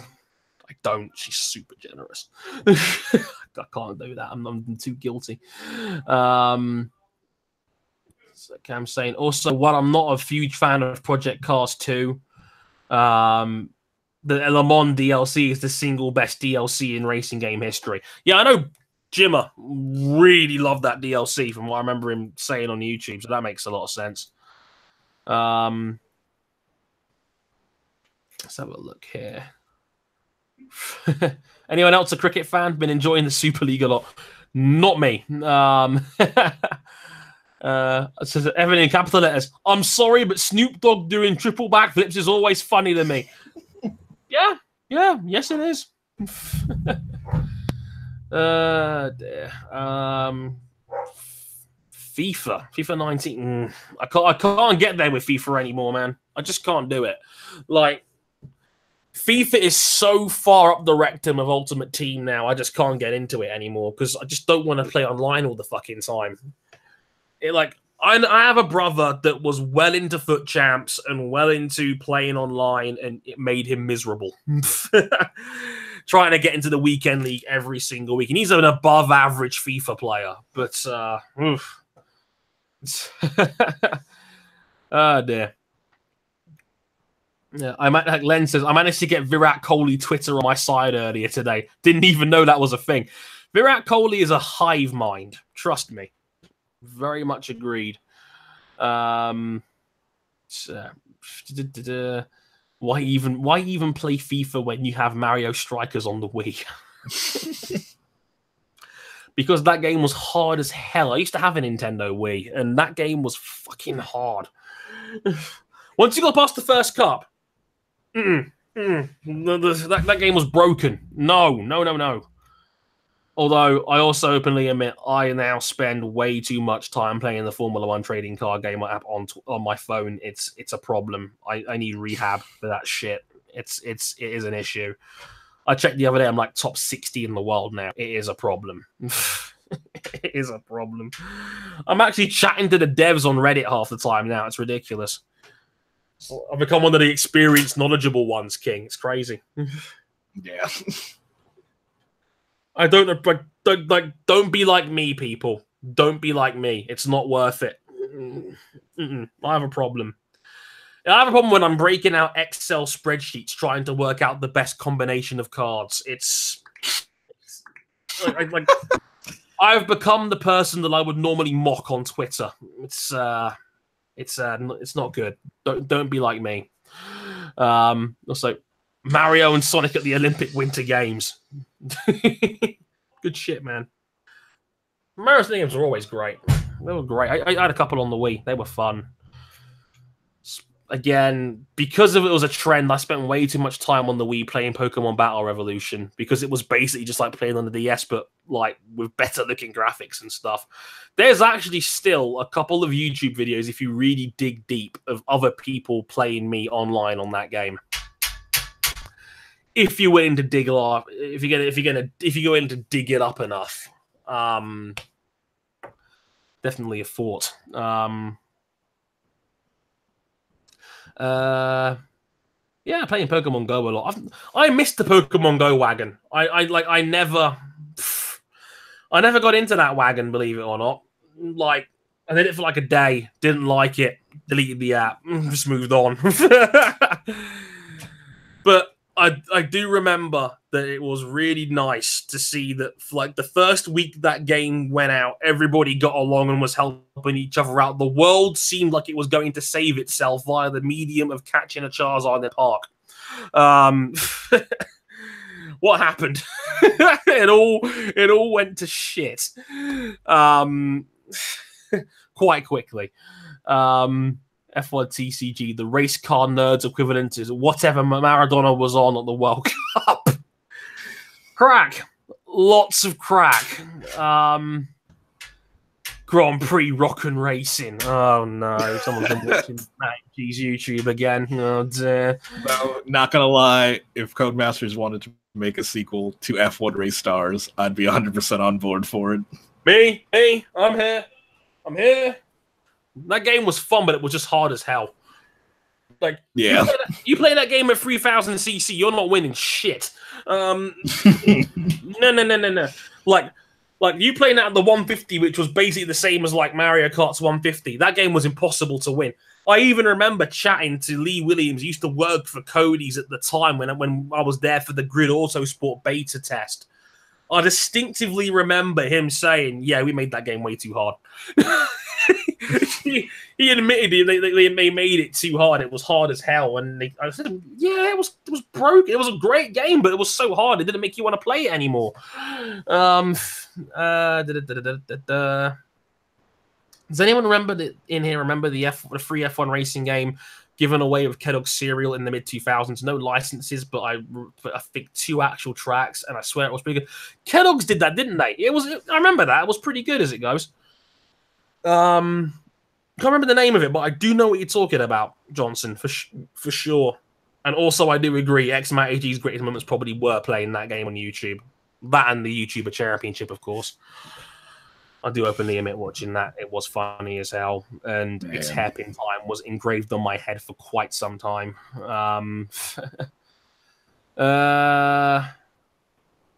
Who's better, Ronaldo or Messi? Probably Messi, even though Ronaldo's probably got more accolades and his body of work is probably a little bit better. But I look at Messi and I see shit I've never seen anybody do with football before. The man's a genius, and I openly am in the camp of Lionel Messi, and I kind of always have been. There you go, Cam fan. It was Kellogg's Frosties Grand Prix. Yes, I do remember that. Getting out of a box of cereal. That was the best shit. Yeah, like I said, I only watched season 1 of YTC. That was fun. After that, it felt a too in jokey. Yeah, you're right, to be fair. I do remember that. Like, by the time we got to season 2, everyone was like, it was all just like, because at that point, it was just those 4 dudes basically in a giant circle jerk just promoting each other's shit. And then that's what pissed everybody off. Oh, what are all these guys doing in YouTube vids together? And it all just going to blow up together. It's like, yeah, mate, that's kind of the idea. Collaborations were in back then. So yeah, I remember like it had to be like 2012-ish where Athlete tried to get his own YouTube championship together. It was like literally in the months before he decided to stop because we did a couple test episodes. Well, we did 1 test episode, and like it just fell apart. It's like literally, it was pretty much the main cast of what would eventually be the YouTuber Championship plus Athlete VG, and it didn't work. We need to do this for F1 2018 on the PS4 or something like that. Because me, you, and RJ all own Xboxes, right? Yeah, we all own Xboxes. Just a thought. I've got a capture card. You've got a capture card. Yep. Just throwing it out there. That's something you guys want to see? Do you want to see me, whip King's ass every week? Whoa. You played the F1 games at like 60 AI. You ain't got a prayer against me, son. Whoa. That was just so I could commentate and race at the same time. I was doing that at 95, bruh. Like, bring it on. But there's an idea. Just throwing that one out there. Something we could organise at some point. And the chat explodes. I'm so dear. down. Dear. Kinky, totally. I play on 94, mate. Oh my god. What a gangster. Now you have the chat coming after me. Hey, King, it's happy time. Oh my god. I can't wait for the comments on the videos. It's just going to be like, you guys are totally ripping off YouTuber Championship. And I'm like, that doesn't even exist anymore. It's like, that's still a thing? There's a 4. I'm just throwing that out there, you know? Evan said, I'm genuinely conflicted on either buying F1 2018 at launch or just getting some DLC for Mass Effect 3. Go buy the Mass Effect 3 DLC. It's one of my favorite games of all time. Mass Effect 3 was a fucking masterpiece. Apart from the Galactic Readiness. I'd probably say maybe... Like I'm gonna get F1 2018 on it release, but like if you're on the fence about it, I'd probably say wait a week for the reviews, then make your decision. Yeah, exactly. So you know that's not a bad idea. Rosberg, you prick. Good times. Right, 1:15, everybody. Just gonna. Oh, and Adam says, would cross-platform play be a thing? I'm not sure. I so want to join in on this. Hey, we'll give you a Discord invite. See what happens, Adam. Just throwing that out there. Anyway, in case you haven't seen it already, yeah, we're on YouTube here, of course. Subscribe if you haven't already. Please do. We're only about like 15 away from 2,000 now, which would be great. 12 actually last time. I've just refreshed the page. We're at 12 till 2,000 people. Get on that wagon. I want us to get the 2,000 subs already. That would be pretty sick. Again, we're on Facebook, facebook.com/motorsport101. We're on Twitter. I'm at Harrison101HD. King's at Ryan Eric King. Our podcast Twitter is at motorsport_101. If you haven't already, and if you really like us, you can back us financially on Patreon, patreon.com/motorsport101. $5 gets you early access to both this show and Bike Live. This week only, it's going to be just $1 because we were late on Bike Live episode 16. It's actually episode 70. So, no better time than now to get a Patreon backup. Just throwing that one out there. And hopefully, I'll still be able to get all the early access stuff sorted out because I'm not going to be here between Friday afternoon and like Monday evening because I'm going to be in Brno for the MotoGP round this weekend. So I'll be over there. I'll talk about it all that much more on Bike Live, probably not next week, but the week after. Episode 72 that will be. But yeah, $5 gets you early access to both this show and Motorsport 101 and Bike Live. Again, for this week only, it's $1. So again, no better time than now to hop on the wagon if you haven't already. And $10 gets you into our Discord server where you can chat with all of us as well as some of the other Patreon backers and some of our guest hosts and contributors that you may have heard from the show in the past. And you can listen to shows as they're being recorded. So you can sit in and listen in as me and King shitpost the world of sports and life and all the stuff that you don't get to hear on the podcast itself. Which, trust me, some of our best material gets lost in pre-show conversation. True story. It's not great. But, yep, episodes 153 for Motorsport 101. Knowing Lewis's schedule, will probably be on early access sometime tomorrow. If I know Lewis as well as I think I do, especially because we're both recording Bike Live tomorrow night on Thursday as well. So that will be episode 71. Full review of the Suzuka 8 Hours, including Yamaha winning yet again with Lowe's and Vandermark. Their 4th straight win. And how Jonathan Rea humanized himself by dropping a bike while behind a safety car. The most human Jonathan Rea has ever looked. Trust me, you're going to need some context behind this one. So a full review of Suzuka, a preview towards Brno as well, and BSB is back this weekend at Thruxton as well. So it's an absolutely loaded Bike Live this coming weekend as well. Episode 153 will probably be up on Friday as well. So check that out if you haven't already. That'll just about do it from this hangout, from me and from King. Thank you very much for watching for the last, 3.25 hours. That's one of the longest ones we've ever done. And there's still almost 20 of you in here. So thank you very much for sticking around as long as you guys have. It goes a long way. Thanks. So thanks for watching. And yeah, we will catch you guys soon. Take care. Sayonara. Bye.